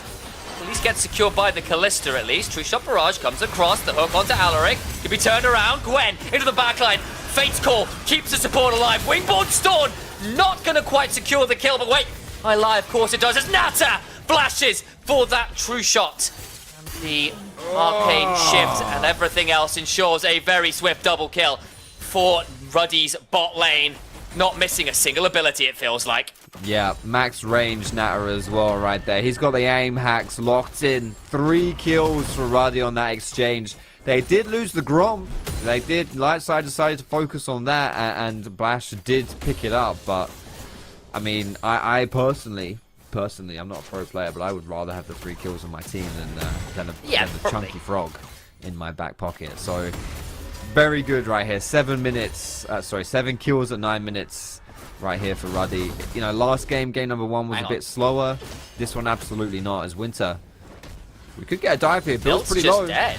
Yeah, just wait for the hook goes wide. No! And he's only level 4, so there's no ultimate available. Went looking for the play, can't quite find it. Winter now might be looking something more, doesn't find it, and Bill continues to be pretty obnoxious in that lane. The range top laner, Scourge, continues to be a menace up there. Oh, it's tough. It's tough. But Winter's honestly, I think he's holding his own. He's doing a decent job all in all. But yeah, it's always tough. It's always tough playing a melee champion, especially a tanky melee champion against someone like Thane. Really, the onus is on Built to mess up more than anything else that you can do. Unfortunately, that dive didn't work, because I do think that was the correct play, and it would have been a very good opportunistic play as well to try and claw something back into this game. Wasn't to be, however, as you can see though, Lightside putting a lot of attention onto the top side of the map now. They recognize with 30 seconds until Dragon spawning, that's where Ruddy's going to be. We'll try to do something top. Let's see if it works out for them. Alright, gonna look for Harbo. Has burnt the Valkyrie, but he's gonna be forced to burn the Flash. Top, Yeah. but I don't know if they're going to get it. Flash burned ult for that as well, and Built didn't even have to burn the Flash. He's even still got ultimate running, so is kind of just fine here. Nothing burnt for the Vayne aside from a bit of the HP bar. It's difficult. It's difficult as Harbo, speaking of. He's going to be slowed down, forced to flash. Spiraling Despair. Do some damage, and I was about to have a conversation about how Harbo has felt like the best player on the side of Lightside and just gets solo killed. Brilliant. It is a bit, oh, what a disaster as Winter goes all out against the enemy bot laner and loses the trade. 4th kill for Nata. A True Shot Barrage and a Mystic Shot is all that's needed to bring down Cassante. Yeah, right as we were about to say, Winters looked like the 2nd best player on Lightside. Oh no. Unfortunate situation there. You can't be having your ADC soloing out a solo laner at 10 minutes. That's just... It's Halloween in a couple of days. The curses are pretty strong this time of year, apparently. That one is a bit rough to say. Yeah, and scary stuff on the Rift for sure. This game might just be a wash, I'm not going to lie. When you're 10 minutes into a game and you're down 6,000 gold, that's tough. Oh my God, I hadn't actually checked that. It's not even 10 minutes. Well, it's just, not even 15 minutes in the game yet. Plates are still up. Yes. It's not looking good. It's looking ungood, in fact, I would Double say. ungood. Yeah. Double ungood. Super mega ungood. It's a toughie. It's a toughie here for Lightside. They put up a good fight in game number 1, but it seems like this one just, you know, they flip it at level 1, right? They flip it at that red buff. It did not work for them, and the game really has just snowballed out of that. And the plays they've looked to make, you know, the punishments onto Built specifically, just hasn't worked either. And of course, if the plays don't work, then you end up falling even further behind. And we're kind of seeing a lot of that happening in this game. Mighty Gold lead, 2 dragons, 5 grubs, and a comp that scales just fine. When you're looking at things like the Ezreal, the Hwei, the Vayne, not exactly in a tricky spot in terms of your comp running out of steam anytime soon. On the other side, this Gwen, this Corki, getting a bit anemic. The gold ballooned to pretty insane levels so fast, even off a great level 1. Maybe this is a moment back, all out. Ooh, drags the Ezreal back into the Gwen, trying to find a way over the wall. Will find Housewen, who might be allowed to secure the kill. No, the needlework. Just shy the first time around, and Nautilus unfortunately picks up the kill. That is really not good. That is bad. I mean, it's good that we got the kill. That's cool. Well done, boys. But Nautilus picking that one up. Oh boy. I mean, to be honest, you might even be breathing a sigh of relief if you're Natter and Ruddy, because that was a big shutdown that you could have given over to a carry and potentially been away for Lightside to get back into the game. Potentially, it would have been a bit. That's not your Hex Flash, bruv. That is your real Flash. What are you doing, bro? Sending a message. That's what he's doing. That's disrespectful. This hang on. Do you know who we're casting here? Do you know which team is on the blue side of this game? That's fair. Yeah. Well, he's got Hex Flash now. It's available now. Okay, well, mid lane, the trades continue to keep on happening. That spiraling despair, just a little shy. The Valkyrie just enough to keep Rako ahead, or Rako's ult behind Corki, and all the while Bash is now being invaded permanently. We said this might be a problem. We're kind of having a discussion before we came into draft about, what happens if you start losing mid and top lane super hard? Doesn't Malice just get to run into the jungle permanently? The answer is yes. Yeah, it's just, I just don't get it. I really don't get it at all, because this is not a good matchup for Gwen. I guess you're just trying to, match the farm, and then, you've got a super fed Udyr versus a super farmed Gwen, but Udyr can just do this to you. He can just invade you. Yeah. Even if Gwen wasn't behind, it would be hard to stop these invades. You can definitely play out a little better. Get to your level 6 in a better pit, but might be seeing a bot lane play go wrong. Do get a kill onto Alaric, but now here come the rest of Ruddy, and they'll make it a 1-for-1. The supports are traded, Bash is forced to flash. All the while, the Herald's going on down, and Lightside, at least they get a kill going. Even at this point of the game, has to feel like a victory of sorts. They're still going to lose the turret, though, so is it really even? Bash desperately trying to pick up the Gromp before Ruddy find their way over here, and the Gromp is resetting. Natter is here. 2-level disadvantage! The Severing Bolt plus the Ezreal Q. Mystic Shot secures it, and 6-1 and 2 is Natter's Ezreal. Harbo's down, and another barrage from downtown. That artillery piece just shy. Nah, but this is looking like what I do in solo queue when I get perm invaded. I tilt and I start inting for jungle cams. They've tilted so far, it looks like they've done a 180. Gravity's inverted. What are you doing? Tough. It's tough, man. It's tough. 15 minutes now. Almost a 10-kill lead, but more specifically, that gold lead. They surely won't. Rico. Your license to drift has been rescinded. This ain't Need for Speed, and this ain't Tokyo. Maybe needs a few more lessons before he starts pulling off those moves. No, this is not Tokyo. We're in EU. Although the gap between these two teams, probably a similar gap between EU and Tokyo. It's tough. It's really hard right now. Hang on. Maybe getting a decent ult off is Bash, but now you're in a 1v3. The healing's alright for a moment or two. Now Harbo goes in, gets the kill onto Reiko, but will surely fall afterwards. The hook afterwards, though, means that maybe they can find something, but the Magnus Storm has got nowhere to go, and Hattoris is desperately trying. Will miss out on the Essence Flux, but cannot secure the kill regardless. Can Hattoris, all the while built in the 1v1, kills off Cassante. Is that a full ace? It is! It is a 60.5-minute ace for Ruddy. Oh boy. Tough one here for Lightside. I think you just gotta try and play this one out, get it out of your head. It's it went unfortunate at level 1, right? So you just pin it on that and you move along. For Ruddy, on the other hand, they'll be able to pick up the third dragon of the game in 10 seconds. And unfortunately, again, if we can keep dogpiling onto Lightside's woes this game, the first dragon was taken pretty much on spawn at 5 minutes, right? Before the grubs were even up, the dragon was killed, which means that this soul is going to go down just as quickly as well. Like, we're talking like a 22-minute-ish soul, which is about as fast as you can possibly get dragon soul. So, a toughie. A definite toughie right here for Lightside. An Ocean Soul as well is not easy to play against. And we'll see what Lightside decide to do to try and squeeze their way back into this one. Just a little something. There are some bounties to play with. Pick onto Bill. Your way forwards. He's going to face check the waiting. Nautilus.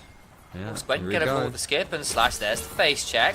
They land the passive fruit into the hook. Bash now over the wall. Bill forced to flash. Gets the ult down. The final out of there. But Ruddy here to defend Lightside. They are forced to Hail Mary, but unfortunately she ain't answering today.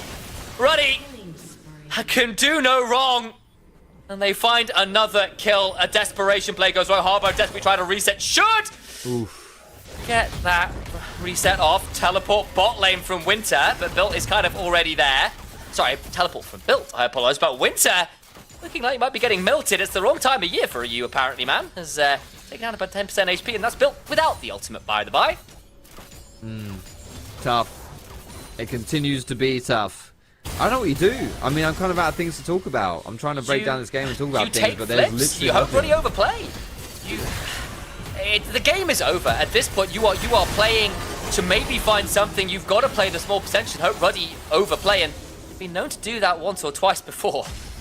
Nearly a Flame Horizon in the jungle, by the way, as well. 186 farm to 91. A jungle Flame Horizon.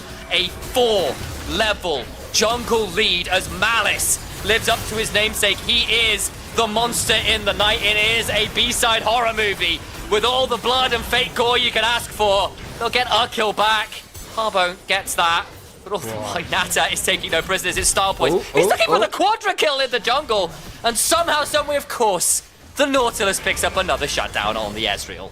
To be fair, that is a very rich Nautilus. That's the second Ezreal shutdown that he's picked up. So maybe if he sells his items, invests in an Infinity Edge, maybe a Death Cap. I don't know which one you go for. Probably Death Cap. Probably want to go for AP Nautilus. Yeah, just blow up someone. Yeah. Just combo them down. I think that maybe is the wing pun right now for just turn into farming Nautilus. Yeah, exactly. Just try and get it. I mean, the fact that he's still 1,000 gold down when he's picked up like a 700 and an 800. Just depressing. A lot. Yes. I mean, it's 4,500 gold lead individually in jungle. It's 3,000 gold lead in the top lane. Built is unafraid of anybody. Flash on forward for Winter, goes all out, will surely die after this, but can they get something back? I just don't know. Alaric is here. Housewind now caught out himself. The Nautilus is punctured.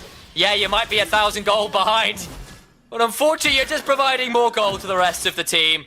The final hour, indeed. I don't think we'll be lasting an hour, that's for sure. I'm not sure we'll be lasting 5 minutes. They're heading straight towards the Baron, and who can blame Ruddy? That's it. Light side put all of their resources down bot side of the map to try and pick off Built. Doesn't work, and so Ruddy will just pick up this Nash.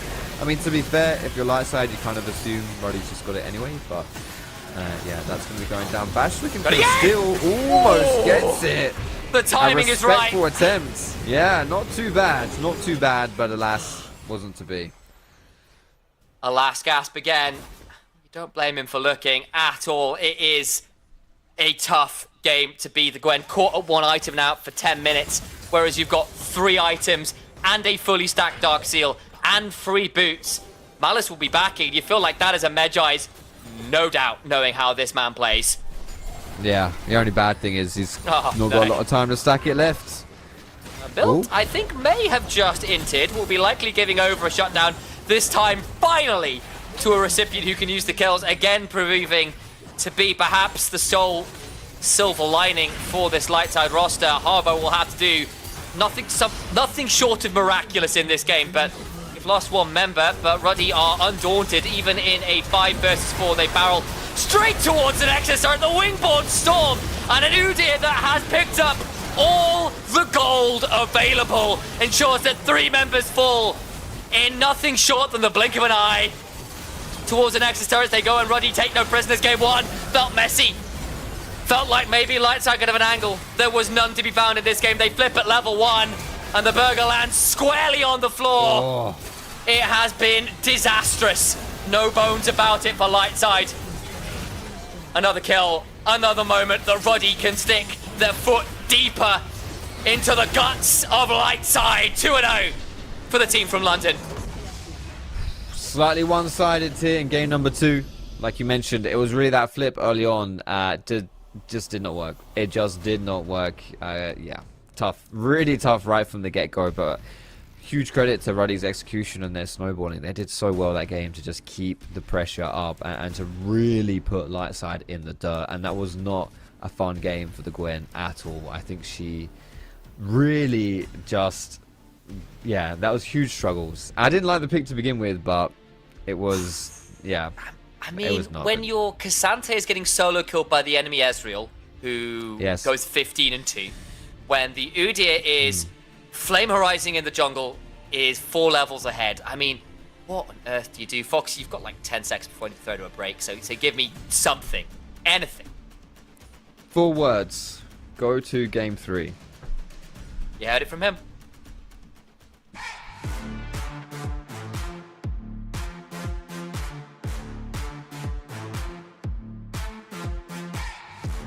At SteelSeries, we make the headsets, mice and keyboards that the world's best gamers win the most with. And we've been doing it since way back.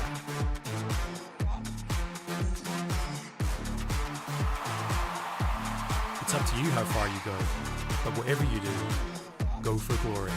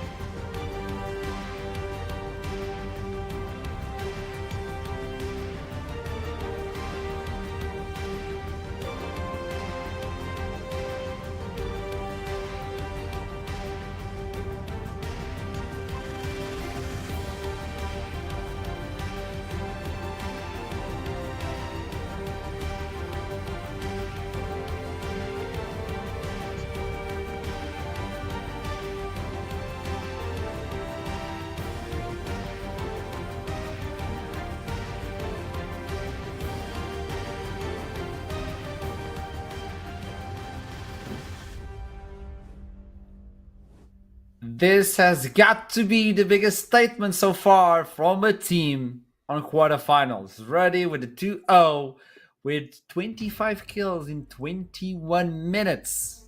Surprising? No. Unfortunately, I had Wow. a lot of confidence in Ruddy. They looked amazing. I said a very bold statement in the while watching the game. I don't think we're going to see a single soul take in this game. I think Ruddy are closing the games too quick. And I don't think Game 3 is going to change too much on that. I really hate to be down and out on light side, but Malice is unbelievably good, and I think he has a pretty big skill gap over Bash right now. I don't think Bash is a bad player per se. I just think feels Malice so bad is for just Bash. very smart. Yeah, Oh, I sorry? feel bad for Bash because I've watched Bash for so long in Division 2. Yeah. And he has been consistently top half of junglers in Division 2. But Yeah. in this series, it does seem like he's just so completely outclassed. Yeah, it's rough. It is rough for him, and it's like I wouldn't even say it's like a step up above. Like it's not like he's like, oh, Div 2 now into Div 1 junglers. Like Malice, I think he would diff if most we of the see Div him 1 next junglers. split, I'm pretty confident to say he's going to be top 2 junglers for the entire split if Ruddy keep him. This guy is cracked at jungle. He's so good. There's never been a moment where he's not been ahead. He is constantly finding good opportunities to secure a large gold lead, whether that's through ganks or whether that's through objectives or whether that's through counter jungling. He's playing the jungle role, and like his core identity in the team seems very cemented, and he's doing a very good job of executing on that. Again, Nada, really solid positioning. We got to a point where Lightside had to send 3 people to try and take people out, and like Built was able to survive it. Nata a couple of times survived it, did go down to one of them. And it's just, unfortunately, fortunately for Ruddy, if you're a Ruddy supporter, these guys look so good right now. Like this, I think this is a better version from what we saw in summer already. And I know it's one game, and I know it's definitely worse a weaker team. Provided Venom Crest win their next series, it'll be Ruddy versus Venom Crest. And I think we'll see a lot more of the potential of this Ruddy roster where they play versus a team like that. But yeah, in this series, it doesn't feel like any lane has like room to breathe. We got a bit of the Built redemption arc as well on the Vayne after Summer Split Finals. I'm sure he's very happy with that one. Because yeah, that was the Ruddy performance I think he wished he had back then. Not the Ruddy, so the Vayne performance. Oh, well, Ruddy performance they wish they had back then. But yeah, the Vayne performance with Built wish that he had on the Vayne then. Yeah, it's a very hard game to really kind of give you a deep dive on, because Ruddy were just a lot better, like significantly better.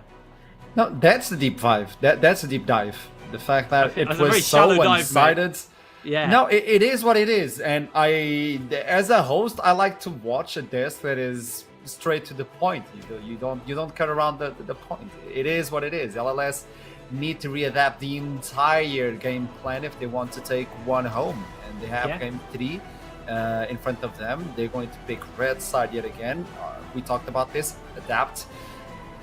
A lot of picks are disappearing from Ruddy, but Brackish, I don't think enough to deter what Ruddy are building, because I don't think the most OP or meta picks have been explored by Ruddy yet, and that's concerning.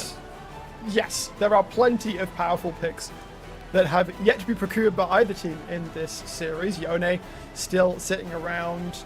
I still think there's a lot of players really stay clear of the Caitlyn, which is something that I've had at least. It feels like a pretty solid pick on this current patch, especially after the buffs that she received on 1420.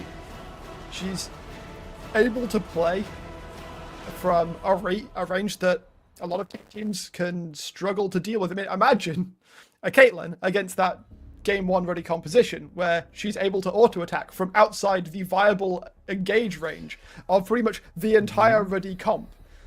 But even so, that's not going to really make a huge difference. What I need to see from Lightside is a mindset change to throw in the garbage whatever happened in Game 1 and Game 2 in the past, steel themselves and go hell for leather. I want to see an invade at level 1. I want to see them putting mouse behind if they can. You got and that if it last goes time. wrong, well, they got invaded. Yeah, well, yeah, true, but there was an invasion. It's an invasion. Yes. But No, it's I not want what them you to be want. the ones invading. I want them to have the onus, them to at least show that they're going to go down swinging, at the very least. Yeah. I think for me, the thing that was very scary about that game was it was a very different team from Ruddy from game 1 to game 2. Yet they executed on it actually better. But it doesn't matter about how well you execute either of those teams. It's the ability to play both of those teams and like very different comps and very varied comps, which is what scares me about Ruddy here. Because again, I think a lot of teams, especially in this kind of like skill level of the ERLs, typically we see like the best teams have like a couple of trips up their sleeves, and that's kind of where they run out. And obviously what I love about Fearless is it forces teams to adapt and change and play different stuff. But the great thing for me, and the thing that I always find super interesting, and how I used to define like a decent team or a good team, is their ability to draft something different and then recognize the win comps and play to it. And maybe if we saw Ruddy a bit more challenged, it could have been a very different game. But like they just got so far ahead that like that was straight up unplayable for Lightside from a very early stage in the game. Into picks and bans, again, don't really expect to see the bans change too much. Syndra, I just think as long as you keep hub off Syndra, that's like the scariest thing Lightside could be picking right now. It's the Knight, the Aurora, the Skarner. They've banned it in all 3 games. Where's Camille? This one, there's been the change. They go the Renekton. Could go Camille this game. But that's not going to change the entire aspect of the game. It Also- could if you get fed, but it's not going to change it. Ruddy First hasn't pick, tell me, Brackish. Ruddy hasn't looked to take top lane in the first 3 picks anyway. So locking out a Mm-hmm. top laner early, unless on 1-2 you look to pick up Oh, a top this is a lane. Diana Malice. This It's is our Diana. It's a Diana Malice. Yeah, absolutely. Yeah, 100%. Or Either built, they take built it, on Malphite. either they take it right now, but that means Winter and Bash have to play Malphite and Diana, and what do you pair it with? Yone in the mid lane?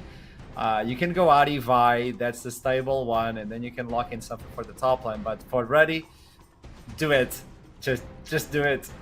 Do you know what I want to see? I want to see And Diana. Evelyn. Diana No, we Varus. can't do it. Initialize, I'm sorry. You don't get to see I actually think Diana Varus is really nice here. Varus was banned last game in phase 2, and it was a big denial from Nata. I think it would suit him. Works. Yeah. That is a bit of a counter to the old Vi, and flexible. And Adi as well. So both of them get a little tweak on that situation. Oh. You want dash countering? Oh, okay. No, they got Yasuo. Unless it's built on Yasuo. Wait, it might be built on Yasuo. Yeah. It's still a hover, guys. It's We still say- a hover, so it's not gonna be big. Calm down. We do have the Poppy, and It's built the on Swain. Yasuo. Wait, Unless but hang Nata on. takes it. When did the... Yeah, that's the thing. This- It's a triple so- flex. Brackish, before you ask, this is old lane. Yeah, I was about to say, Swain didn't come in on until 1421, so... Yeah. Interesting. We saw this last week. It was Natives who pulled it out, and it was terrifying. You go Crystal Scepter again. If you look at it, Ari's not a long range champion. She gets into the mix. Vi obviously Kai'Sa. going to jump in. Kai'Sa also going to launch in. A very dive heavy comp getting put together by Lightside. And now you've picked the Swain Poppy, like 2 heavy anti-dive champions. You've got the Crystal Scepter slow onto everybody. The Poppy stopping the dashes. They are really, really well set up off this one. Now, this does mean that the Poppy's very likely going to go in the jungle. There is a world where you can take the Poppy support, but like it's But been that's a the while. thing. It's a triple flex on all those. On all Yeah, those I mean, like, champions. yeah, Swain also can go bot lane. They haven't really revealed much. The question is where are they going to find their setup? Because obviously there's a Malphite ban, so to me, that says that the Yasuo is definitely going top lane. And with the Gragas as well, kind of targeting the jungle pool, makes me think the Poppy's probably going in the jungle. So you could just go with no Varus bans. You could literally just go like Varus Leona here and take over the game through that. Still not over. We still need to see at least one more position being revealed coming in from Red. The other side, they keep putting in the dive. They keep investing in the dive, and Swain is laughing. It's still not the new skin as well. Beautiful skin, I know. Oh, there you go. Even more CC, even more knockups. Yasuo can pair with all those 3 champions, by the way. Yeah. That's got locked in. So That's- Every it's- time Bill It's plays Yasuo. I don't know if you saw Discord. Nautilus bot lane, right? Yep. Or it can be Initialized called it, Nautilus by the Swain. way. Sam in That's Discord. cool. Nata also plays Yasuo, just FYI. Fair play. Good shout to you, mate. That is... I mean, so That is- there is a world where they take the Yasuo mid, put the Swain Nautilus bot lane, but I think they're going to go kill lane for Nata, Alaric. Again, And like... then- it just, I Yasuo does don't not know. seem like a Rako champion. I don't know how the Riven Jax matchup goes. I do not know top lane that well. I don't actually know this matchup that well. I would be scared for light side. There is a lot of anti-dive and a lot of brawling. It's 2 very short range comps as well. Like the longest range is this Kai'Sa, but like she jumps into the fray, into the mix. And if you're too far away, the wind wall's going to shut you down anyway from the Yasuo. Yeah. There's so much anti-dive onto Ruddy, plus the aggression. Like, they have the ability to start fights when they want, or turn fights when they get turned on to by the side of light side. I also do think, though, it's a risky comp. That's the thing. Is if Ruddy fall behind, light side definitely have a more stable and kind of staple comp that can get played very well. So I don't want to say I'm down on light side. I do actually think on paper their team is probably better, but Ruddy have proven their ability to execute on these comps. So before you ask, Archer, you know where my vote's going. It's No. Ruddy. I just want to know what Brackish was eager to talk about. on. Yeah, let me know. Go on, I Brackish. think this is a Ruddy that is full on vibes right now. They are Yeah. riding high. Now, of course, that's a double-edged sword. If they disrespect light side in this game, I do feel like there is very much a chance for light side to be able to flip the script on them. But as you say, they've got so many good anti-dive tools that it feels like light side are basically locked into this weird poke style. While then both being relatively short-range comps, it does feel like that you have to try and wear Ruddy down a little bit before the actual engage happens. And of course, with the wind walls pointed out, you can't just do it with Void Seekers. Yeah. Well, it is time. It's do or die for LLS. Either Ruddy are qualified for semifinals, the first one from the bottom side of the bracket, or LLS will be promoted to viewers. So it's due for them, it's time for them. LLS, what do you have in the bag? Initialize, what do you have ready for us? No Evelyn, by the way. I'm very, very sad. Look, I've been demoted to caster from viewer, so I'm down here with Foxdrop. Sad that I got no Evelyn, but happy I called the Yasuo bot. I went looking as well. So Nata's only played the 1 game of Yasuo. It was a loss. It wasn't very good, but ironically, it was with a Swain mid that time around as well, no less. So apparently, this is a combo that back in 2022 was something they've been prepping all the way back there, or at least Nata had been. So not entirely a new thing for the bot laner, but I feel like Ruddy have drafted, as Brackish said, vibes. It is a lot of style points. It's a lot of brawling again. There's no traditional AD carry, and we've seen how those kind of comps can stall in the mid game if they don't get crazy ahead, because sieging tier 2s in particular gets a little bit tricky when you don't have a ranged attack carry. Yes, definitely. That's it. This is the tricky one. And to be honest, I also want to highlight the fact that Malice is on Poppy. Like, that doesn't seem like a particularly team-oriented or particularly Malice style champion. So I'm actually really curious to see how their play adapts from that. You know, whether he goes. Well, yeah, I just want to see what he does. Basically, I'm really curious because his whole play style up until this point has been something that I don't think Poppy's particularly good at. We've got a little bit of an engage here though, straight from level 1. Rako's in trouble. I think is actually probably just dead here. Flashed over the wall, the ignite is down. Harbo gets the auto, and that's first blood to the Ari. Alrighty. This is a toughie right here already. Ari getting first bloods. I do think I think what's key about that as well is like Harbo has been quite good. Like, I think last game at least, I would say Harbo was like light side's best player. I think he was probably the only person who wasn't like mega gapped in that game. Alaric. Ooh. He kind of knows. He kind of knows. Don't do it! Oh boy, no, he won't do it. They used the sweeper. He had an idea. There we go. I saw where that bot lane was going, and I got a little nervous. Nata Sweeping blade towards the wave and dodges on out after as well by sweeping through the Rakan. You can do that on the Yasuo, assuming the cooldown is available to you. Lands, sweeps again forwards, gets the empowered auto, exhaust comes on down, but the exhaust is in the house. We're now in danger, has the grand entrance away. That does leave a Taurus though in danger. He's being trained onto Nata, who does not have the Q available yet. Now does, can step on forwards, gets the Q. To stack up a little bit more, gets another sweep, gets the passive flow. Can't quite secure the kill. Good look for a win wall. Malice is here as well, has the flash. And a heroic charge, level 3 Poppy and a red buff, that is full build. Pretty much, yeah, that's it. They spotted him over that zombie ward, mind you, or sorry, the standard ward there. Oh boy. Malice gets the flash. That feels a little bit disrespectful for Hatteris, though. That's going to be 2, most likely. A double kill right now for Malice on the Poppy. Okay. It's not a great start for Lightside's bot lane. The fact that Hatteris survived the Yasuo engage while he still had flash up, I thought was like incredibly greedy, but it worked and that's fine. But not flashing that Poppy play, I don't know. That felt greedy as well. Here comes the potential dive against Draco. Very low. Flash charm. Nice. Nice. Easy. There we go. Harbo managing to find something back, evening the kill score up. And a necessary moment. That mid lane going very well for Lightside. It has been the bright spark in what has been a pretty difficult sequence of games. Still, though, it meant that Winter wasn't top lane. Is forced to teleport back on up here. Did secure that kill, of course, so gets some value for his time. We'll be able to pick up most of this wave. Yeah, not too bad here if you're Winter, to be honest. You got to think the scaling of this matchup. Like as Jax gets on, he'll be happy, and that is a tower shot. Built's in trouble.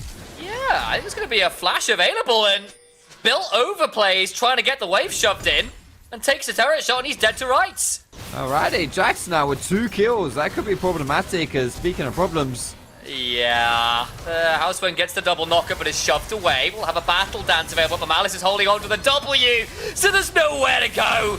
A nice Q will do it, a sweeping blade. Secures the kill onto the Rakan, bird down. So many fights already. We're 4 minutes into the game and we've got 6 kills. Each team trading blow for blow, mind you, 3 kills apiece. It's hectic, man. This is a hectic game 3. I love it. Certainly is, and now Belt's in an interesting spot. Bash is up here. Will be a known quantity, of course, to cross that ward in the Tribrush. This one is actually in the bush this time around, so glad to see that Belt at least can put the ward in the right place. Now, Vito just gets the key strike, and actually Winter. Very low. There's a flash available. Won't look for anything more. Can maybe look for an auto forwards. Decides against it. The ward is there. Has an idea. The Winter's going to be forced back. But now that wave in an awful position. Bash clears out the Grob. Built will use a few more of those broken wings to dodge back towards the minions. Yeah, there's a lot of mobility coming through from that Riven. Don't see her too much, so sometimes you forget that. But yeah, she is a nifty one. That is, and we have to remember as well, like, it's a good start for Jax, but if there's someone who can play the matchup, it's Bill. Speaking of more fights happening here, there's the knockup. He's dead. There's nowhere to go. This bot lane just has not taken its pedal off the accelerator. Talked a lot about Malice, but the other member has been Nata. The Ezreal last game was monstrous. This game around, he's 2-0. He has doubled the CS. This guy's only got 14 CS, cannot walk up to the wave. Every time they do, they're in danger of being all in, and Nata is certainly no stranger to doing that. It's unfortunate. In game number 1, I'd say Hatteris, on that Varus, had a good performance. I think it was quality. They got some kills early, had a lot of pressure. It was really good stuff, but Nata, this is the problem with Ruddy all the time. Is like, it's just so hard to play versus them because there's so many threats on the team, Like, Built is always going to be a threat in that top lane. We saw that in game 1 on the Cassante, on the Vayne as well last game. I don't really want to talk about last game too much because that was just crazy, through and through. Level but we just know, yeah. we just know, we know from top to jungle, bot lane, there's so many threats. And then when you've got a mid laner that plays a little bit more supporty or team facilitatory, because that's a word. Yeah, it's a recipe for disaster, and Nata, who has been very good so far this series, is mixing it up now with this Yasuo pick. And as you say, like, this Captain bot now, it's massive, crazy.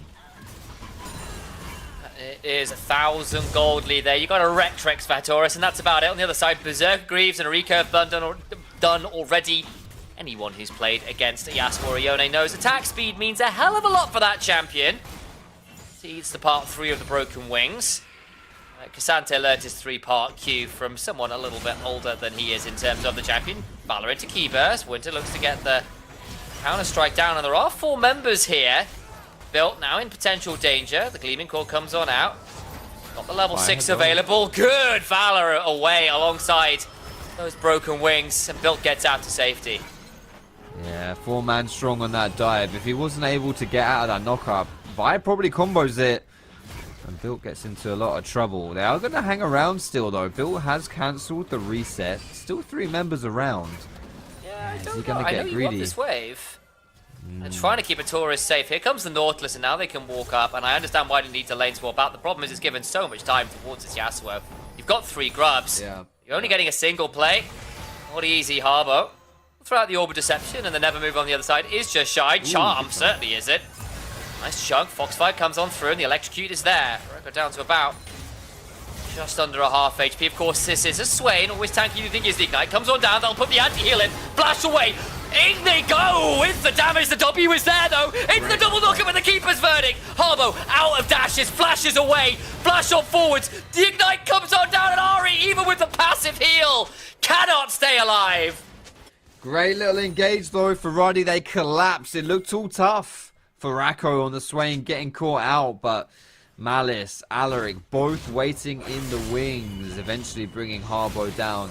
Just a trade of kills at the end of the day, but again, meanwhile, this Yasuo now is just keeping that CS total going as Winter. He might have something here. Yeah. Dodges out of the counter-strike, gets the knock-up into the ultimate that will reset the flow, and with the W available, the steadfast presence means Jax cannot leap strike anywhere but into the grave. Whoops, the daisy. I thought that counter-strike may have been the catalyst for him to outplay that, but not going to happen. Down goes Winter. It was a bright spot here for Lightside early on with those 2 kills. Got the Roman and the solo kill in top. Has slowed down a little bit. Of course, he is Jax though, right? He's going towards that Triforce. He's going towards that power spike, and until he reaches that, we don't really need to expect too much from him. The question being, of course, what can we see from him as this game goes on? Lightside have really lacked in this series a point to play through. Is Winter going to be that this game? When did Built die the second time? That I'm not sure, actually. Maybe that happened off screen. Maybe production Is could that give us a heads up on that one. Yeah, a non-canon death. They could pick it up. Look, Vi's got a kill. So it looks like, and Vi's ult's on cooldown, so I think they must have ulted topside while the bot lane play was happening. I think is what happened. Makes some sense. Harbo gets hooked. The charm is good. Into the queue. And that means ult comes on through. Death charge is there. And Harbo is forced to ult away bot lane though. Winter dives Reiko, who is becoming a bit of a lost condition here. And Winter should be able to get this wave shoved in quite happily. 3rd kill for the Jax.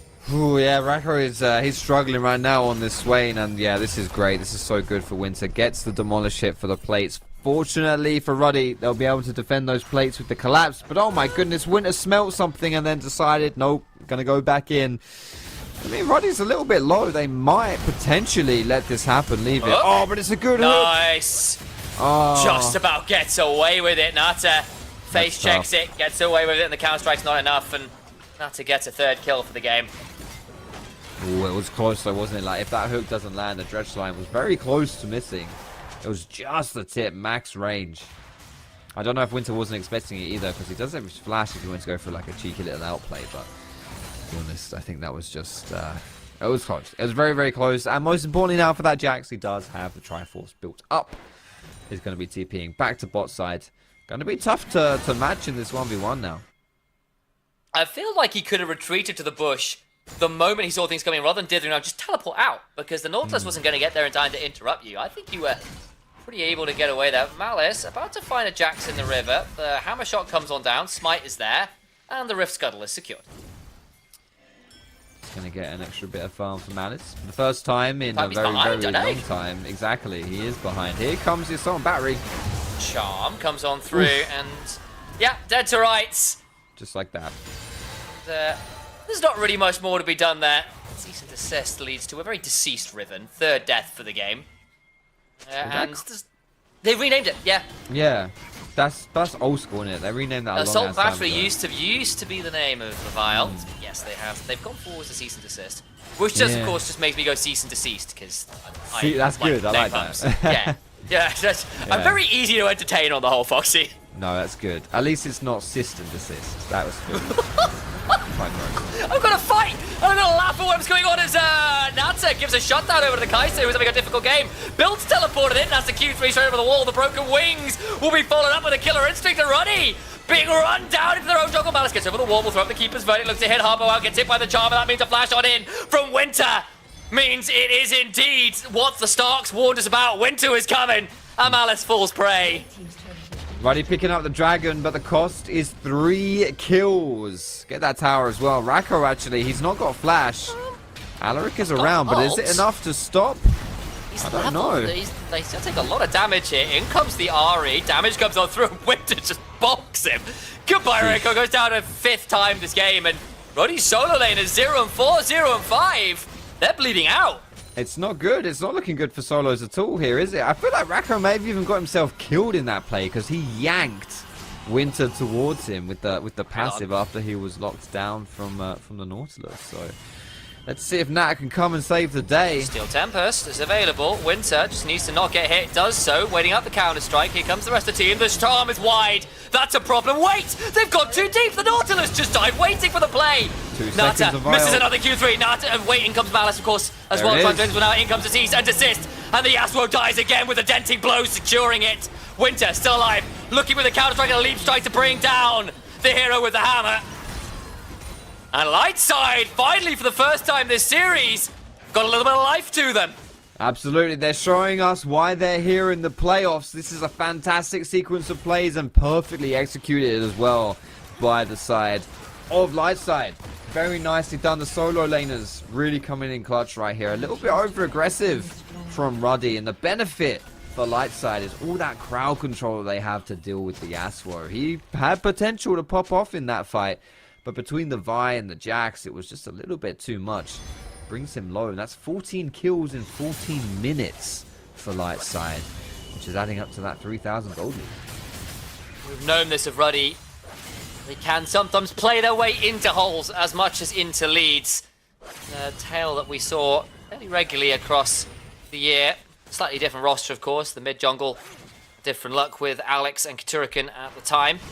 So for Lightside, we said Harbo was going to be a bright spark for them. He has been. He has found himself a significant lead in that mid lane. But Winter as well, someone who was being pretty solidly dealt with by Bill, now finds himself in a terrifying position on the Jax. Economic win condition Jax. Well on the roll to banking his way towards a victory. 2-3 items on a Jax, and who on earth matches him in a side lane? The Yasuo? I don't know. No, that's it. That's the question, right? Like, Riven's been avoiding him all lane phase. They put in the lane swap so that Riven didn't have to go up against him. And yeah, exactly. Who does it? I'd actually say potentially, like, the Swain matchup is not terrible because you can keep him Yeah, at but that arm's would length involve and- not being 0-5. Yes, exactly. That's unrealistic for this game. I don't think that's going to happen. And yeah, that then, you know, that is just the question. How do you stop this Jax? And I'm not quite sure if Ruddy have the answer to that question. Be a tricky one, that's for sure. Malice may be required to stop some of the leap striking around, might be a start. The Riot Eye is finally done for Rako. Building towards something like the Leandri second, but Swain is anemic, I think it is fair to say. Of course, still become problematic in the mid game. It's to get there first. I'm not sure really with those items, that's where he's at. Still, as it stands, there's something resembling item parity. The second item's not quite completed for the gold leaders of Lightside. Means that maybe Ruddy are happy to play this one out. We've got ourselves Soul Point in about a minute's time, and everyone will be resetting to do that. Poppy just picked up the locket as well, so at this point, it's a pretty stalwart front line. The Poppy is going to be the main engage as well, combined with Nautilus. Both these players jumping forwards. Is it enough to catch the relatively squishy side of Lightside in the team fight? You got to really lock down that Ahri, and as you mentioned, like the steadfast presence of Poppy can work pretty good versus Ahri. Bash has gone very deep for this. Gonna try and get in with the quickness as well afterwards, but the knockaway means that Bash is just dead! Gone is the fight! Shut down, secured by Bill. Never move on to House when in comes Winter. But is it too little, too late? Hattoris has to flash away. Harbo has got not running. Tries to get in with the flash. In goes to Torres afterwards, trying to get the kills. But they're just so low. Not quite enough. Winter can still clean them all away. Harbo gets another reset. Another charge of the Spirit Rush. And the demon from beyond the grave. The Spirit Blossom Ari leads a few towards an early grave. Nata and Winter, the last two remaining members. It looked so good for Ruddy. Bash had gone too deep. Winter has a flash, a counter strike, and we're playing for headshots. It's a different ball game. Poppy with the great ulti to get Winter out of the fight. But really all it does is buy you time. And once they run out of time, that fight turned around in the light side's favor. It was well executed, I have to say, for both teams, to be honest, especially considering the deficit that Ruddy find themselves in. Very bloodthirsty stuff. You love to see it. Especially impressed with Harbour, though. Keep your eyes on him and these fights moving forward. This guy knows the limitations and the mechanics of his champion. Flashing aggressively just to try and get the resets in that team fight. We might just see another fight as well, because this dragon is up and both teams want to take it.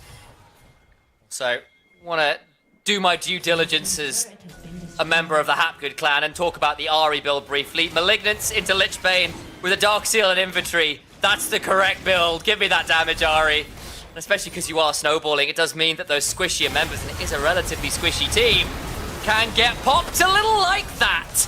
Hattoris picks up another one from being absolutely demolished in lane. Is certainly in a fantastic position. Alaric now trying to run away. Gets the depth charge, but the charm lands regardless. Orbit Deception get his true damage. Another ult charge for Harbo, who continues to reset his way towards a number of Dark Seal stacks over the wall. Still has that last Spirit Rush charge to get out to safety. Winter is chunking his way onto an inhibitor turret, and it's looking more and more likely that we're going to a game 4. Ruddy are 7,000, nearly 8,000 gold behind, and they are now playing from a desperate position. The solo laners right here for Lightside. Done a fantastic job this game. Harbo gets taken down. The Windblade gets it. Keep on dashing forwards. Lands a Q3. That is that Steel Tempest. Malice still coming on forward. Step away from the counter strike. Can't stop the leap strike though. Winter will have the blast cone. Difficult to keep the Jacks in check. Inhibitors down in both mid and top though. Just for a kill onto the Ari. It's well worth it still for Lightside. And that's the thing. That whole fight that happened in mid. All those members that fall for Ruddy. Winter's not there, and he's arguably the strongest player on this light side lineup right now. It's so difficult to defend, even in these team fights. Even if Ruddy was able to hold their own in that fight, you've then got Winter doing things topside. Like, you've got 2 inhibitors down, as you mentioned. The base is well and truly open. Now all you've got to do, if you're light side, is play for Baron or play for bot side. Like, you stick Winter down there, Ruddy have to send multiple members for it. It gives you free Nash, and if not, Winter are in the game. Rock on a hard place right now for this Ruddy lineup. Note that Ruddy did still secure that Ocean Dragon at the very least. So in 3.5 minutes, they could theoretically secure Soul, and maybe with things like the Swain, the Yasuo getting towards some more lifesteal and sustain items, maybe that's your way back in. But it is a narrow win condition to say the least. And there's the Baron you were talking about. Light side on it was spotted out by Visions of Empire. So, Ruddy should know what's happening. Malice now coming from an angle. We'll find Bash on the other side. The grand entrance to the quickness, but built into a deconstructed state. Charm onto Nata. And the Yasuo can dash around as much as he likes, but the sweeping blade in the wind wall will not keep him safe for long. Into the demonic ascension goes Rako, but unfortunately, they're all exorcists on the side of light side. Bell book and a light side candle ensure another death for the General of Noxus. 5 deaths here for Ruddy. The super minions are pouring into their base. Light side 4 members stronger, barreling down, and what was one of the most one-sided stomps I have seen here in the NLC / Royal Cup type thingamajig. It's now gone the complete opposite way. 21 minutes on the clock. Light side gonna bring us to game 4. And it was scrappy early. The Yasuo was getting so far ahead, and fight after fight, and mid lane goes wrong. The Ari, the Jacks get so incredibly fed, and suddenly Lightside have their victory Harbo helps lead the way. Winter picks up some kills, and we have a very different series on our hand. You were raising a question with me in the green room. How deep are Ruddy's champion pools? What happens if Malice is off his farming champions? Does this team look the same? They ego the draft a bit. They go for a Yasuo first pick. I think those questions have to be brought up again, right, mate? I like the draft in a vacuum. I do. I'm impressed by Lightside to be able to pull it out, like to counter it. Cause I like the fact that Yasuo ended up being in bot side, you know, and then the Poppy's a bit more of a facilitator, and that's fine. My pure question mark now, honestly, for the entirety of the rest of the series is, what does Rako do? Because it's clear. Yeah. I don't want to seem mean, but it's clear that we need to put him on a facilitator. We need to put him on something that allows Malice to play more of a carry style. Swain can be that. Obviously, he's played as a support champion, so he must have those capacities, and he can be that. But yeah, that weren't it. Let out. That weren't it. No. And then the other thing is obviously that bot lane for Ruddy we gave so much credit to for playing with their leads. Tried to overplay it this time around and were punished for once, but alas, we are out of time here, breaking down that absolutely whiplash fast game, which means we'll throw to a whiplash fast break, and when we come back, Ladesk will break that one down. We'll go to game 4 in the series. Break it down, break it down. Step on the gas, let's get out of town. We gonna break out and have some fun. We gonna do what you never done. Oh yeah, yeah. Come on, take your body with you. It's a money weekend. Everything we wanna, we go do. We go do. It's leisure, we go do.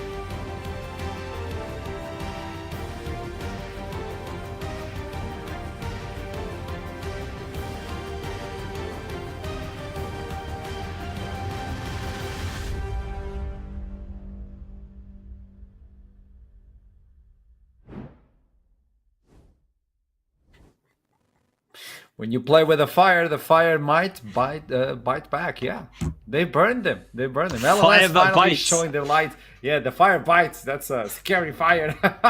Game 3 goes in the way of LLS, and Ruddy takes their first L on the Aurora Cup after the first game on the Swiss stage as well. Brackish, I want to understand a little bit of why this happened, how it happened, and can it happen again? Quite possibly, but the first clarification I need to make is that the fire didn't bite there. Frost bites. And it was winter this game for the Jacks, who was absolutely monumental. Combine that with a nice little sprinkling of disrespect from Ruddy, and top that off with Harbo freaking Corleone in the mid lane, setting up his team for just a fantastic performance all around. Lightside, I said I needed them to flip the script. Ruddy sort of helps them a bit in that regard, but they absolutely showed a side of something that I really love. Yeah, tell me. If I was to sum that game up in one, it might just be ego. The Riven, a bit of an ego pick. The Yasuo, honestly, Nana didn't look bad on it. They had a very good start to that lane. At first. It quickly fell apart. Winter was really impactful there. I also very happy to see, and we said this, I think Harbo was really the route to victory. And Rako, for the first time this series, just got slammed. Like, he was not really able to have any impact on that Swain because he went like 0-8, man. Like, he had no impact on the Swain, and the Crystal Scepter first was very good as a shutdown tool to the side of light side, but he didn't have enough damage, and he wasn't really able to kind of contribute anything to any of the plays because he was so squishy. Like, every little skirmish they lost, and the thing is Lightside locked in a skirmish team, and early, this game was all skirmishing. It wasn't full-on 5v5 teamfights, because I think if we'd started and played the whole game as 5v5, Ruddy actually had a really solid 5v5 because they had tools to shut down what Lightside wanted to do. And Lightside recognized that. So they spent the early game rotating and outnumbering Ruddy on the map like they've been trying to do all series. But this time, Ruddy, I don't know if it was through maybe just a little bit of kind of like, we're just better overconfidence, or Lightside just finally realizing how to shut down Ruddy in these 5v5, well, not in these 5v5s, in these outnumbering skirmishes. And they were able to take objective after objective, fight after fight, until we got to the point where Ruddy wanted to be 5v5ing, and Ruddy should have been winning those 5v5s, but the gold lead was too big, the item gap was too big, Winter was too big, and they couldn't deal with him. And the biggest issue they had was the fed person on Ruddy was Nata, and Nata was always isolated in a fight. Like, they finally found Nata in a fight, and they would just shut him down. He wasn't able to play the game, and I think, yeah, Ruddy's hubris bit them a little bit in this one.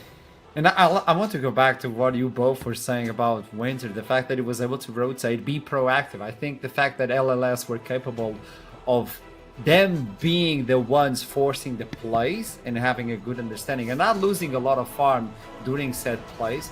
Like when Winter went to the bot side, forced the fight, and then instantly teleports to the top side, wins a kill, and also gets 3 waves in. Like, all those small things start stacking up, and just as you said, when you wanted to fight, they were far too behind. So LLS adapted to the Ruddy playstyle, and this should have been done a little bit earlier, right, Brackish? But it's done. At least it's won. Can they do it again? This is a big one. I have a little bit of a concern, though, because Tell me. the Jax is Winter's signature marquee best pick. He had a fantastic It's out. performance on it. He has pulled Lightside back from the brink, but it is gone for the rest of the series now, which means he needs to actually perform on something that is not Jax. And while that's entirely possible, and hopefully, I don't have too many worries about that in his court. This is absolutely got to be like a full-on bucket of ice to the face for Ruddy of, oh, we can't just mess around.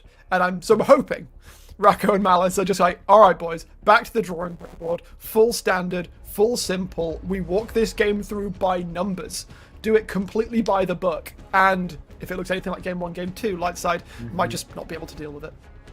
You want numbers? I'll give you numbers. Production. Give me numbers. I want to see what happened.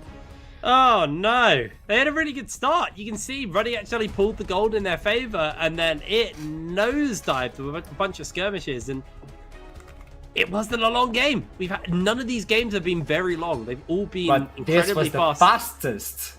This was the fastest. I will say, my prediction still stands. There hasn't been a single soul this series, and we're now going on to the 4th game. But look at the damage. Like, there's 10,000 extra damage on top side. There is 11,000 extra damage in the mid. Sure, 80 carries are actually relatively close, and to be fair, support gap is pretty big on the damage there for Ruddy. But, I mean, it doesn't matter if the supports are doing damage. Ultimately, it was just, I think Ruddy were a little bit greedy, and I think this was their 4th fun game. I think this might be the kick up the bum they needed going into game 4. Because you don't really want to be that team that dropped a game, especially when you're winning this hard. Especially if you're going up versus like the likes of Venom Crest. I can't remember who Venom Crest are playing. I think they're playing one of our non-NLC teams, if I remember right. On the top side, they're playing BFG. versus... They're playing BFG. Yeah. So it'd be BFG or Venom Crest going up versus the winner of this series. Realistically, I expect it to be Ruddy Venom Crest as our semi-finals.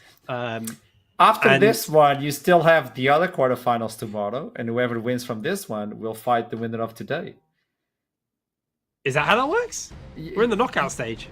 Yeah, it's quarterfinals, so we're still in the 3rd quarterfinals. It's So we got Venom Crest versus BFG. Yeah, Whoever and then wins, Ruddy like- versus someone else, and whoever wins, like if Ruddy wins today, obviously, or Ruddy or LLS, the winners of today, will fight against the winners of tomorrow, and then we'll get the finals. Yeah. So it'll be Venom Crest versus BFG tomorrow, and then the winner of that series goes up against most likely Ruddy. I don't think Ruddy are going to go to game 5, unless they really want to try out blind pick, and they're just going to have another fun game.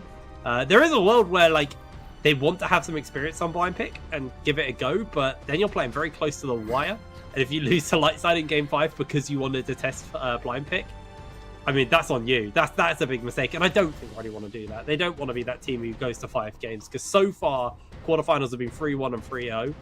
So the expectation is they would have liked to have 3-0'd this series and be done. They're probably going to be looking to 3-1 here. And I will say there is the silver lining for Ruddy in this game. They didn't use much. Like, the Nautilus is probably the only like big meta pick, and maybe the Poppy as well, being like the big meta picks that got taken out from their champ pool going into this game 4. But you still got Liliana up, you still got the Varus up. I don't think we're going to see Syndra go over. The Oriana's still available as well. There's lots of powerful picks. The Jarvan, which has been a really big pick for Malice, hasn't shown up at all either for him. It was picked by Lightside in game number 1.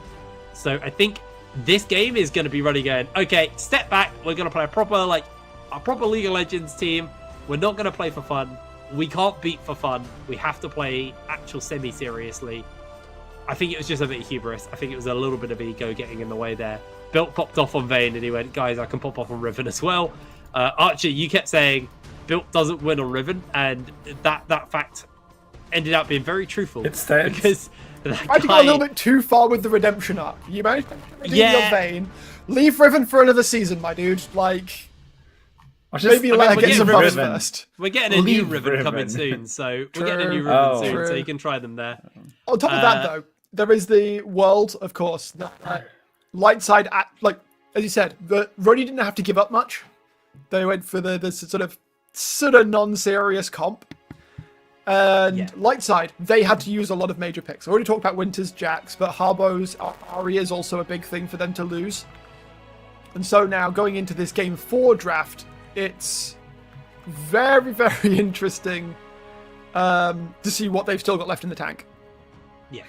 Now, Ruddy takes on the red side for this 4th game. They're the ones going to force the adaptation on the enemy. You get the first pick on the blue side, but the meta has been built already around this cities. What are we expecting? What can we see? We're just a few minutes away from that one, from the champion select, to what it could be the last one. No Syndra, no Yone.